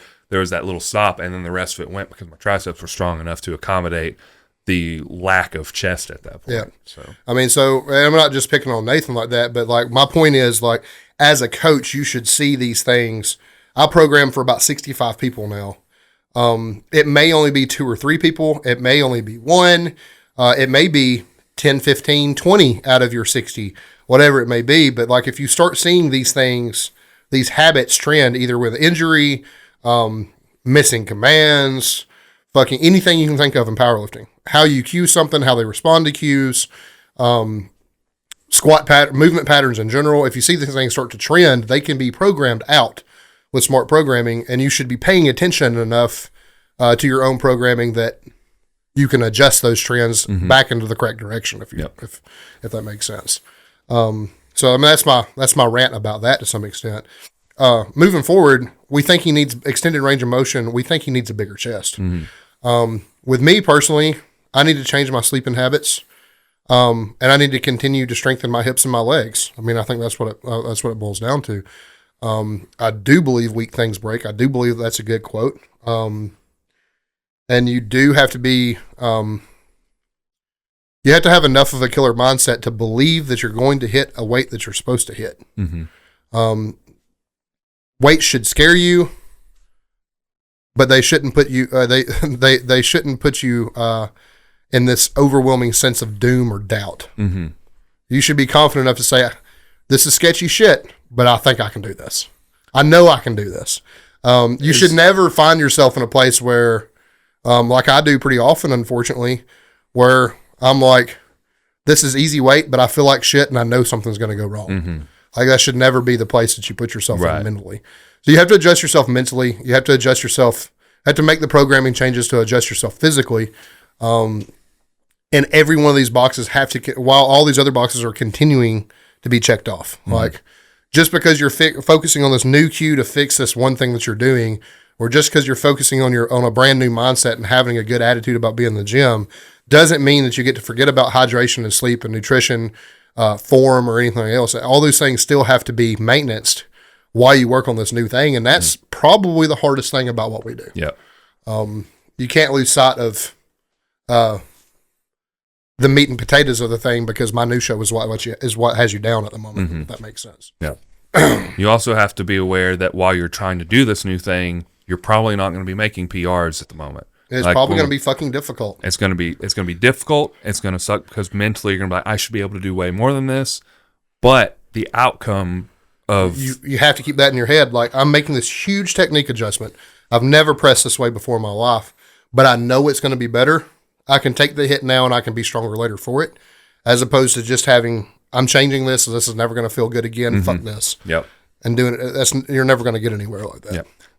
I go back to when Joe changed my deadlifts just slightly, but enough to where it mattered. And it was all in the slack pull and my positioning during the slack pull. When he made that change, it felt like he just took away 50 pounds on my deadlift. And I was like, I don't know what the fuck I'm going to be capable of doing. I don't know what the fuck he's doing. I don't know what I'm doing. Like, this seems unfair at the moment. I was very confused, and I was like, why the fuck, man? Like, I was so strong on my deadlift, and now I'm not. And then, a year later, I figured out, now I'm significantly stronger in my deadlift. These things come to fruition, and it's better. And it's hard because in powerlifting, it's such a long game, but our mindset in powerlifting is now. It's so hard to make these adjustments. Even if they're not hard to physically make, it's hard to mentally make these adjustments sometimes. And it goes to show you. But I mean, in every level of sport, in any sport ever, the better you get at it. It was this way in music. The better I got in music, the more the little things had to count. Whether it was timing, length of notes, where I put them, anything like that. These things that like a beginner would never ever have to worry about, I'm worried about all the time. Like, I'm constantly trying to improve on better time, faster hands, better technique, my ability to read and write it better, whatever it may be. All these things that like seem so fucking worthless and fruitless to somebody that just started is like the thing that keeps you better than everybody else and keeps you making progress. And the guys that are willing to make those things and pay attention to those things will outpace you. That goes down to hard, but just comes down to basically hard work and what you're willing to do. For the how sport. Badly do you how want bad it? do you want it? I mean, if you want it bad enough that you can change how you eat, how you sleep, how you drink, how you squat, bench, and deadlift, how you prep for those things, the stuff around the stuff around it, the stuff that doesn't even touch it. Stress is outside of the gym. If you're willing to change those things, you will be better for it. And if you're not willing to change those things, you will be beaten by the people that are. period. I mean, and it may not be at that meet. It may be the next one or the following one. What do you? I mean, this is almost rhetorical, but like, if you see a 5-star, I mean, you don't follow football like I do. If you see a 5-star recruit coming out of high school, go to your favorite college to play, and he makes nothing of himself, what do you really think they rated him wrong, or do you think that it was something else? Like, these scouts look at a lot of people. They know what a good athlete looks like. Right. So if, they likely weren't willing to make the adjustment required to be a college athlete. Right. Because there's a lot that goes into that. I mean, it's not quite the same, but when you look at it like going from college to NFL, like that's a huge transition. These are like great. Boys. You were the best player on the best team that year, but now everybody around you is as talented as you are. Exactly. What are you willing to do to be better than them? Are you willing to train harder? Are you willing to practice more? Like, what are you willing to do to keep not just to keep up, but to be better than them? Yep. You have to be willing to do something. You can't just skate by. Yep. Like, if you were gifted, you had good genetics, that's great. But what are you willing to do to beat all the other those guys? good A lot of times, those guys that were you know, supposed to be the best have the shortest career span. Mm-hmm. And you think about like the Watt brothers come to mind, specifically JJ, who was played at the Cardinals, played at the Texans. He was a walk-on at Wisconsin. Mm-hmm. He wasn't good enough to play college football, and then was a legend in the NFL. We know it wasn't raw talent that got him there. He is a genetic freak, admittedly, but we know that's not what got him there. Everybody said he was bad at football. He's a walk-on. This is right. He is not a scholarship player. He is not good enough to play here. He is certainly not good enough to play in the NFL. He will be nothing, and was one of the greatest, defensive linemen the game's ever seen. And it was his willingness to do things that his teammates weren't, or do them a little bit better, or whatever it may be. But it was the willingness to put forth effort in that minutia that made him be better than everybody else. It happens at every sport, every level of sport. You talk about, if you've never read Relentless by Tim Grover, talking specifically about Jordan, Michael Jordan was willing to change things and do things to his body that no other NBA player was willing to do. And we're still talking about how he's the greatest of all time. That's not LeBron. Sorry. I mean, I think it's arguable now, to be completely honest with you. But and largely it has nothing to do with the people. It has largely a lot to do with where sports science is now. Yeah, that's fair. And training and whatnot. But that guy his work ethic alone, he was so willing to do things different than everybody else that nobody could touch him. Mm-hmm. But he set himself apart. We knew that guy was going to be good, but he was the perfect example of great to greater to greatest, because he was willing to change things. That doesn't mean that if you change these things as a power lifter, you're going to be John Hack in a year. It doesn't even mean that you'll be a pro. It does mean that you're going to beat some people you're not supposed to beat because you worked a little bit fucking harder than them. But I mean, it does happen on every level of sport. I mean, it really does. I mean, look back at my powerlifting career and where I started from. I was not supposed to be a powerlifter. You can look at my build from 6-7 years ago. Yeah, I was not supposed to be a powerlifter. Yeah, I mean, genetically, maybe not. I was not built for this sport, and I know that. I like getting a thin person because I can put gobs of muscle on them. Right. It's fucking easy to do. But I mean, Austin says all the time, no, you have the genetics for the sport. I did not. Like Austin, I don't know if Austin knew me back in the 180-pound days. Yeah, I mean, your waist is as big as your back was. Yeah, legitimately, it is. Yeah. So, like, what was the difference? I went through a bad breakup, and I was like, I'm going to do literally hatred, pure fucking hatred.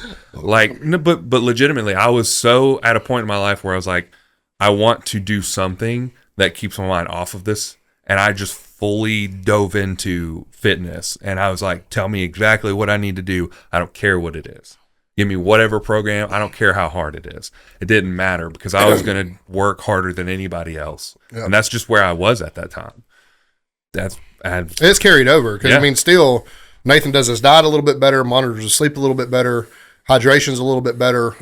He does most things better than most powerlifters, to be completely honest. I mean, but it's just, I mean, it goes to show you, it's minutia that causes these major issues and injuries, and it's minutia that solves them. Yeah. I wish I could tell you that just getting right back on the horse and doing it all again, the same way works every time, but it doesn't. I mean, when things start breaking, you have to start looking at things differently.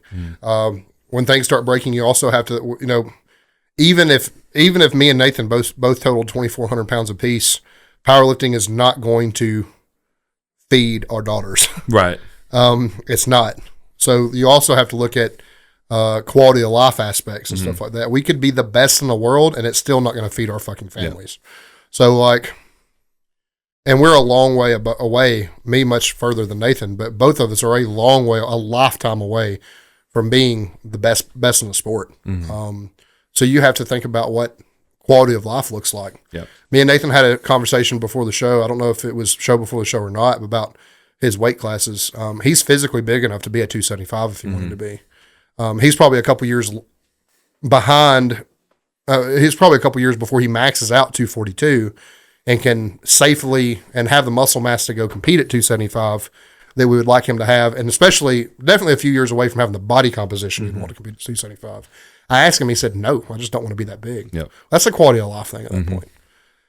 So all these things, we got in this to be bigger, stronger, healthier than everybody else.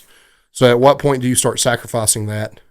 And if you're unwilling to make these changes, if you're unwilling to look at minutia and stuff like that, you're going to continue to put yourself at risk, and it's going to start affecting things outside of the gym. So are you in or are you out? Needs to be the philosophy. At some point, it needs to be the philosophy you kind of have on it.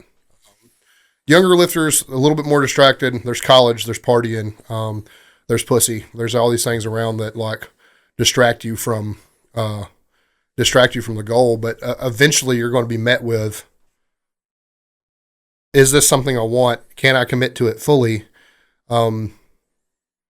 I think powerlifting's worth it, even if we're not going to be. I'm never going to be a pro level.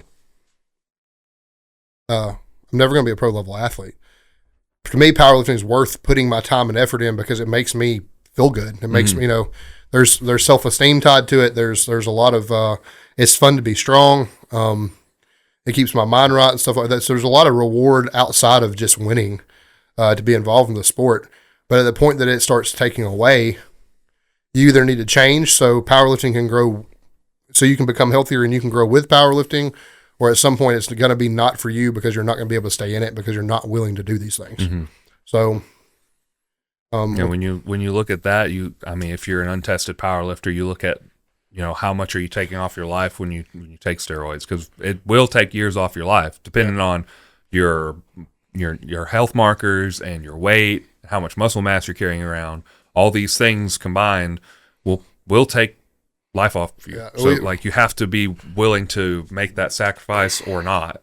You have to make that decision. When it comes to injuries and injury prevention, it's the same way. It sucks to walk around hurting. It affects your quality of life. It does. I think about things when I'm hurt, it's harder to get in and out of the floor with my daughter. That sucks. It's taking time. When you do things poorly and you do things wrong, it starts taking time away from things that aren't powerlifting, and that sucks. Yeah. Important things. It's really, really important to get these things right. One, so you can continue powerlifting, but two, so your identity's not wrapped up in being a washed-up powerlifter that can't anymore. Yeah. I don't ever want to be an I can't guy. I will die under a squat bar before I quit powerlifting. You know what I mean? Even if I have goals about competition that I want to meet, and then I'll probably never compete again after those goals are met. But I'm always going to squat, bench, and deadlift. I don't ever want to stop doing those things. So it can be either additive or it can be subtractive, and that's ultimately your choice based on how you treat yourself, treat your body, and how much you're willing to pay attention to the minutia that we talked about. So, talk some shit about Matt winning. But he was 100% in to the point where he was subtracting a lot out of his life, not just in terms of drugs. Yeah, even the champions don't do that anymore. They're living lives outside of powerlifting. Exactly. So, how even the best, like John Hack, best ever to do it, he doesn't put powerlifting above his day job or his life outside of powerlifting. Yeah. He kind of just powerlifting is an additive. I do it because it's fun, because I like it, because I'm good at it. Yeah. He does make money off of it, but it's not his job. He has a day job. But you have to ask yourself what it's worth to you. And I'm not saying, I'm not convincing people to quit powerlifting. What I'm trying to convince people of is to do it better and be more intelligent about how they do it and stuff like that. I had a friend, I think he straightened up now, but like, it was like powerlifting of all costs. He was like, powerlifting should be a scary sport. People should be intimidated by it. You should be big, strong, roided out, and you should put everything, it should be your one. Should be you. Should be your one. And that guy has had an injury-ridden career and not done super well. And very, very strong man, but nothing to show for it. It made his life worse in a lot of ways, and it didn't ever have to. Yeah. It could have been this, hugely additive thing, and it ended up being very, very much the opposite for that person. There was I know somebody like Ron would remember this. I remember this. You probably have heard me bitch about it enough that you remember this, although I don't think it was ever really a part of it. But there was this like, when I started coaching in it, it was still largely multiply and single ply. Raw was just starting to come on, and most of raw powerlifting was coming on because CrossFitters were starting to make the transition. That's what I was seeing anyway, because I was in that sport. But it was very much this like clicky. This has to be like I said, my friend described it as this clicky, like scary, baddest of the bad. We're in a motorcycle gang part-time and powerlift part-time, and we're going to smoke cigarettes between attempts thing. Like, it was just like, there was just like this fucking tough guy image that came with it. And it really wasn't additive to any of those guys. It was part of their identity, but it wasn't like, I look back now, it was like all those guys I admired at that time, like, they're not even super strong. Yeah. They're not even as strong as I am now. Right. I'm like, the fuck did you do this for? You know what I mean? Like, it's really kind of funny, but there was this like, tough guy stigma, around it. And I think some of that has bled on how we handle, has bled on how we handle nutrition. Cause you still have the fat guy stigma in powerlifting that we really can't beat, even though fat guys never win anymore. Yeah. You have all these like weird stigmas with powerlifting that just like continue to stick around because, that's what they gave us. Yeah. The generation before gave us, in a sense. You still hear women talk about it's scary or intimidating, or they don't want to come to the garage because that's where the powerlifters hang out. That's where the powerlifters hang out. Like, dude, like, there's so many women involved in it, and it's such a good thing for them, but they don't know that you don't know it until you're in it. Yep. Like, and it's not done anything for the sport, but we're still trying to beat these like really stupid and dogmatic like things that happened the generation of powerlifters before us, and that includes how we manage our bodies, our drugs, our training, and everything else. And I think it's fucking stupid. And hopefully that dies as multiply dies a little bit more every day. Yeah. But I don't know that I've seen. I don't keep up with it, I guess. There's not a whole lot. I think the SPF, and don't get me wrong, I love Zack Marstiller, great dude. He also competes multiply, but I just don't think there's a whole lot of equipped lifting around anymore. We talked about some of that's the monetary threshold to get into raw versus getting into equipped. It's much cheaper to get into raw lifting. It's a little bit more for the masses. And you have guys, Colton Engelbrecht being one of them, Jesus being one of them, John Hack being one of them. You have these guys at the top level of our sport that are outlifting the multiply guys anyway. Yeah. Dan Bell and Jesus going over 2,500 pounds raw. That's an elite multiply total. And they're doing it without assistance. Yeah. Jesus is doing it presumably without drugs, drug tested. So like, it's almost like the top end of raw has been so dominant and so strong. It's almost like, why? Right. It's like, if I can get this strong without the suit, why would I wear the suit? Why? I remember when we were doing the 2021 National Bench Press Championship in Tennessee as SPF, and Desi was out there out deadlifting the girls that were pulling in a suit. She was out squatting girls in the knee wraps. Like, why would you put all that gear on for? There's there's reasons for it. And there's I think about like Blaine Sumner's pretty cool. He's a single ply guy. He's extremely fucking strong. Drug tested athlete. Know he's strong raw. A lot of these guys are. It is what it is. But like, I guess it's not really so much about multiply so much as a lot of that stigma that we're trying to fight about diet and health and drug protocols and how we treat injuries and all these things that pretty much lump sum this episode. All those bad stigmas are things that we got from that generation of powerlifting. Yeah.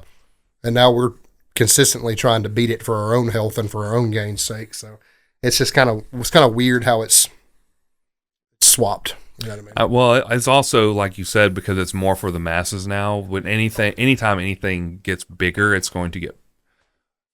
I'm not going to say better, but it's going to get if the more demographic advanced. changes, the athletes are going to change with it. Yeah. So the quality of the athletes are going to change with it. So, I mean, there's a lot of like those old West Side and Conjugate guys I look to and I can definitely say, God, those guys were fucking legends. Mm-hmm. But the same sense, every one of those things have been broken by raw lifters at this point. So it's really not multiply. It's really the things that, like I said, all those stigmas that we got handed down and we have to deal with, that I really kind of resent a little bit about it. So, large part is eat smarter, sleep smarter, train smarter. And, that's the best way to injury prevention, in my opinion. Learn to trust yourself. Internal dialogue has to be better. It has to be better for me. You need to tell yourself that you can do it. I think a little bit of wisdom here. I'm a very, very like negatively motivated person. As I get further and further into powerlifting, and as I get older and older, I'm starting to find it less and less fruitful to be negatively motivated. I think for me personally, and I won't speak for you, there's a time and place for it. I think it's incredibly useful still. I think it's kind of one of those things where there are moments where I can negatively motivate myself much better than I can positively motivate myself. I feel like it's a better acute motivator. Right. If that makes sense. Yeah. So just like I was thinking about that 705 deadlift a few weeks ago, in my head, like I was looking, I was like, that looks kind of heavy. And I was like, you're a bitch. And like C-bum in the back of my head, skinny bitch. I was just like over and over, and I was thinking about like someone else opened with this, and I was like, fuck that guy. And I was just like, you know what? Fuck that guy. I'm going to make this look like an opener. I didn't make it look like an opener, but I moved it well. Yeah. But that's the thing, like, because I was negatively motivated to go out there. There's a time and place for it. Yeah. So like, I don't think I'm to the point. I don't think it can be the whole reason I'm in the gym anymore. You can't. There has to be some. If you're negatively motivated the entire time you're there, you're going to develop a negative connotation with it. Well, yeah, and I think that's part of my negative attitude toward it. And I think that's probably where that comes from. Is as I've gotten older, more successful, happier in general, there's just less to be pissed off about. Yeah. you know so what when you're not pissed off, like that's the thing. Like if you're not pissed off and you go in there, you have to have something that motivates you to go in there. Whether it could just be straight discipline. Like a lot of us, that is what it is. The only reason why we go there is because we have to. Like that's we are what disciplined. I mean. That's what's kept me going the last several months. And I hate to say that I've had a worse and worse attitude about it, but I mean I've been in there out of discipline and nothing else. Yeah, just been very, very mechanical about it. This is the work that I have to do. I'm going to go do it. I don't have to enjoy it. But losing a little, I have. Ironically, the only thing I've really enjoyed has been squats, and that's the one. And now I'm hurt on them again too, because I saw this pretty meteoric rise in my squat since being back where we're on again. I was very, very, very motivated by that, but not much else. But tapping into a positive mindset, man, that's going to have to be. That's part of that minutia that has to get better. Yep. For sure. So. I think I'm in the same boat in that. And it may just be because I've had way too much prep time in the past 6 months, but I'm definitely feeling that negative and not in a good way mindset. I'm ready to be done with this. I'm ready for it to be done. I'm ready to get this behind me. And maybe this injury is a culmination of all that and just kind of like all the stress and just like, You know what? You are fucking done. Like, you are going to take a break. Bryant might be a good person to talk about this, being in the physical therapy field. But there's CNS fatigue, which is partially mental, but mostly physical. There's actually muscular fatigue that's obviously physical. You have all these different types of fatigue, but the actual like mindset and mental fatigue of it,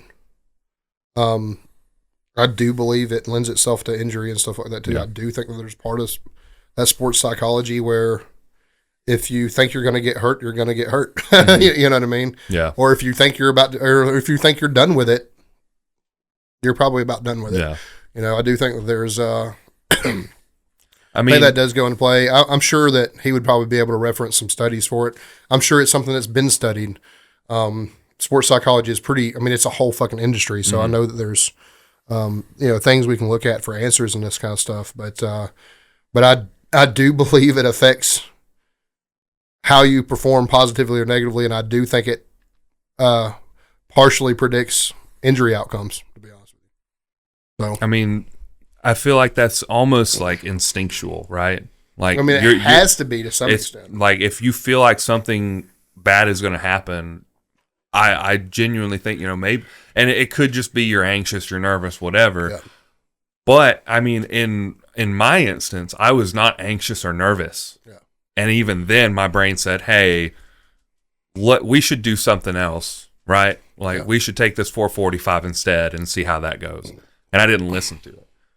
Maybe there was something my body was trying to tell me. Yeah, absolutely. And I just wasn't listening. Yeah. Like, even in the back of my head, it was in there. There's definitely instincts at play. I mean, 100%. And I think that's part of sports psychology is trusting your gut. Mm-hmm. And I do believe that you can influence positively or negatively the outcome of things. That might sound hippie and holistic, but I 100% believe in that. And that's something. Ironically, that's something that me and Ron had touched on. I had filmed some bench press sets. First set was extremely submaximal, and it just moved fucking awful. And I told him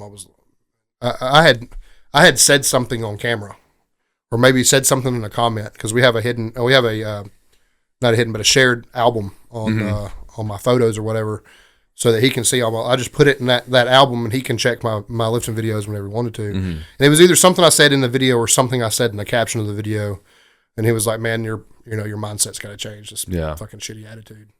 You got to talk better about yourself, and you have to do these kind of things." And fortunately, the first set pissed me off enough that it was like an RP 10, no shit, like a bad set of bench press. The next two, same weight, was like an RP 6, like throwing it through the ceiling. And it was partially, I was pissed off about even having to have that conversation with Ron, pissed off that it moved bad, and then just the decision that I'm better than that weight. And that was really the bulk of it, is just making my mind up that I'm way better than to be beat by 335 on bench press. Right. For 3 sets of 5. My God, I can't even think of how many times I can do that for a set of 15 with a gun to my head. Like, so to have that mindset swap, you know what I mean? It's like, I mean, it means a lot, to be honest with you. So you got to be careful how you talk to yourself, for sure. Yeah. Got dad jokes? I can pull some up. I know I think I saved one today, actually, that's I was browsing the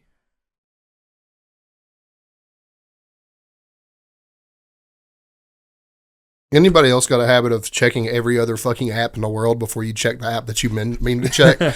Sometimes, but not all the time. Most of the time, I'll sit there with my thumb twitching, not remembering where I'm supposed to go. That's my bad habit. Oh, I love this joke today. I got this one right here. I got a couple of sock puppets for sale. Anybody interested in taking them off my hands? That was the first one that popped up. That was the one I saved today. I was like, God damn, that's really beat you to it, didn't I? You know what the most meaningless job in the world is? What? The person who installs turn signals on BMWs. No shit. A turn signal in the entire Madison County is pretty much fucking useless if you've ever driven in Knoxville. Yeah, it's not great. Oh, man. Yeah. I bought my friend an elephant for his room. He said, thanks, and I said, don't mention it. I saw that one recently. I yanked the rug out from under that one, too. No, that was not the next one that was queued up. Dad jokes are nothing more than simple truths delivered by a motherfucker. It's really fucking good. My wife likes it when I blow air on her when she's hot, but I'm not a fan. Not a fan. Not a fan. You know how the lumberjack knew how many trees he cut down?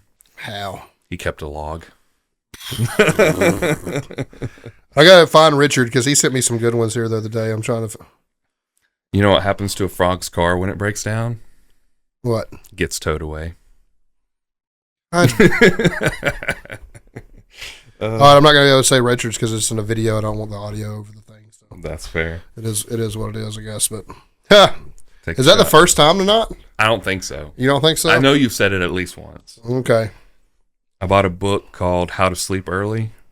Stayed up all night to finish it. If you're here for the God damn it.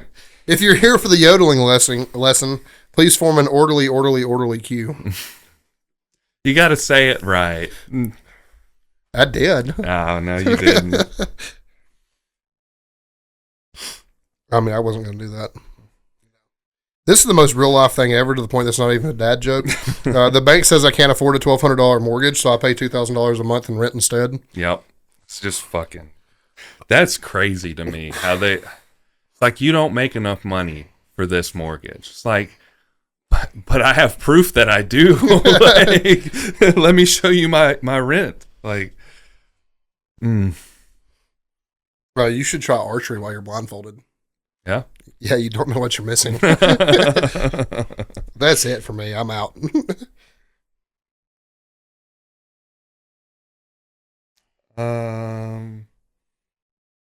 You know why you never see elephants hiding in trees? Why? It's because they're so good at it. Well, fuck me running. Oh, man. That's all I'm going to get. Oh, man.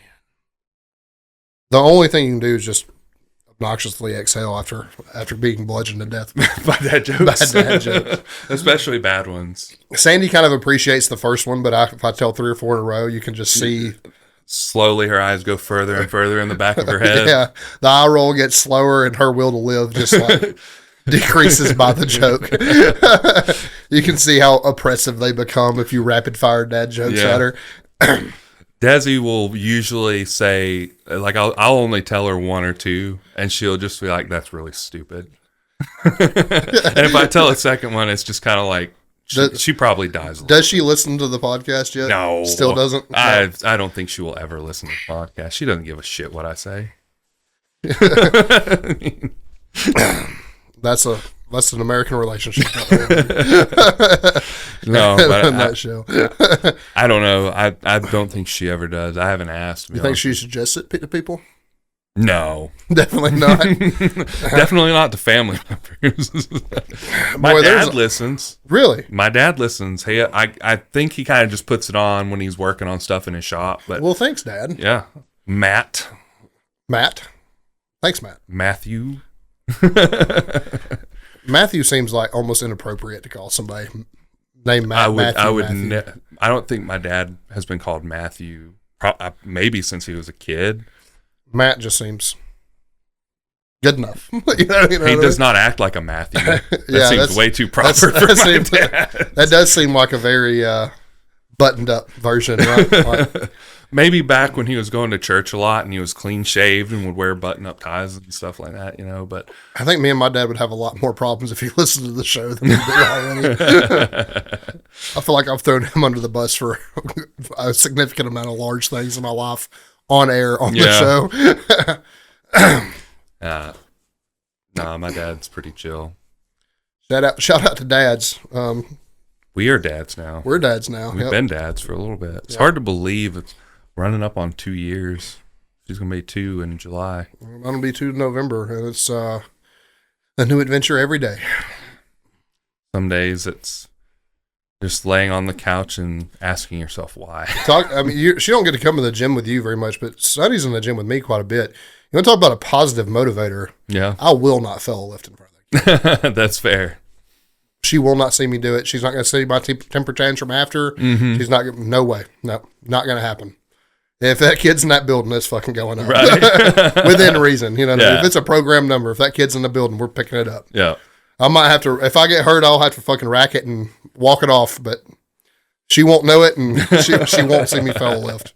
Not going to fucking happen in front of that kid. That's fair. It's kind of one of those instinctual things. Like you got to be strong for your kids. Yeah, absolutely. Positive motivation, man. Yep. Tie it all back in. You can listen to us on Spotify podcasts, Apple podcasts. You can watch us on YouTube successfully tonight, I think. Yeah. Yep. We got a rolling I think camera. so.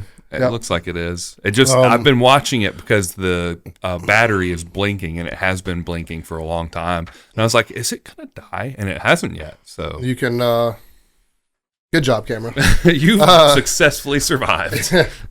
You can follow us at Coleman_Barbell, at Nathan Skedios, at Sip It and Rip It on Instagram. Send us DMs, rate us 5 stars, likes, send us comments, whatever the hell you want to do. 4-star guy, Still please wanna know present why. yourself. Show us, tell us why. Probably an anonymous 4-star guy. This is an ongoing thing. You know, he listens to every episode and just fucking snickers about it now. Maybe. Like, I question if he's actually a real person. I mean, shit, that happens sometimes. So. Sometimes people just randomly show 4 stars 4 stars. and then moves on. You know, I feel like we could learn a lot from knowing why. Right. Why we got That's 4 stars instead of 5. Yep. Like, it's like you said, 5 and 1 are very mindless. But We're going to get between, shout out to Ashley Smith, by the way. She competed again today, and her husband just competed in his first powerlifting meet today. From what I can tell, he did really, really well. So he went 9 for 9. Yep, good job, man. Awesome job. But Ashley did my Coleman barbell artwork that's now, available on my comp shirts and my regular t-shirts. She did a really good job, and I say that to say this. Maybe she should design us the 4.5-star meh t-shirt that we were talking about making. That'd be pretty funny. It would be pretty I funny. wish we had need a a logo quote. and we need the If we had a quote, that would be perfect. Like if they wrote the review, like, and we could just put it in font across the chest and then 4.5 stars. I have a challenge. I feel like Richard would do this. Whatever's the funniest, I would print on a t-shirt, for real. Like, I don't care if it's a fucking paragraph and people have to squint to read it. Like, I think that would be hilarious, to be completely It would be honest with pretty you. funny. But we need t-shirts. We do. I actually talked to Zack Rodriguez about it, and he said he thinks it's a really good idea. We've talked about it before. We've just never really paid for a effort. logo and got it done. So. Might have to commission Ashley to come up with a new logo. So, she did a really good job on Zeus and the Coleman barbell logo. Yeah. It looks fucking good. So, Did I give you money for one of those? I don't think you did. I have a list of paid and unpaid. So, I guess I ordered the completely- people that didn't pay, but if I have any left over, you'll get one. Okay. But they're all supposedly accounted for. Right. I did a pre-order. But we're talking about doing a, like Garage has a shop where you can customize merch. We're talking about doing that for Coleman barbell now. So, I don't know how many people would buy them, but I love 3/4 length baseball tees. Mm-hmm. I want one of those with my logo on it. So fucking bad. I can't stand it. So I feel you. That'd be cool. It would be. I like those. Customized merch is pretty cool. I definitely need to get a whole bundle of my merch together and ordered to send to the Maverick family. Not that they would wear it because they have their own team, but Right.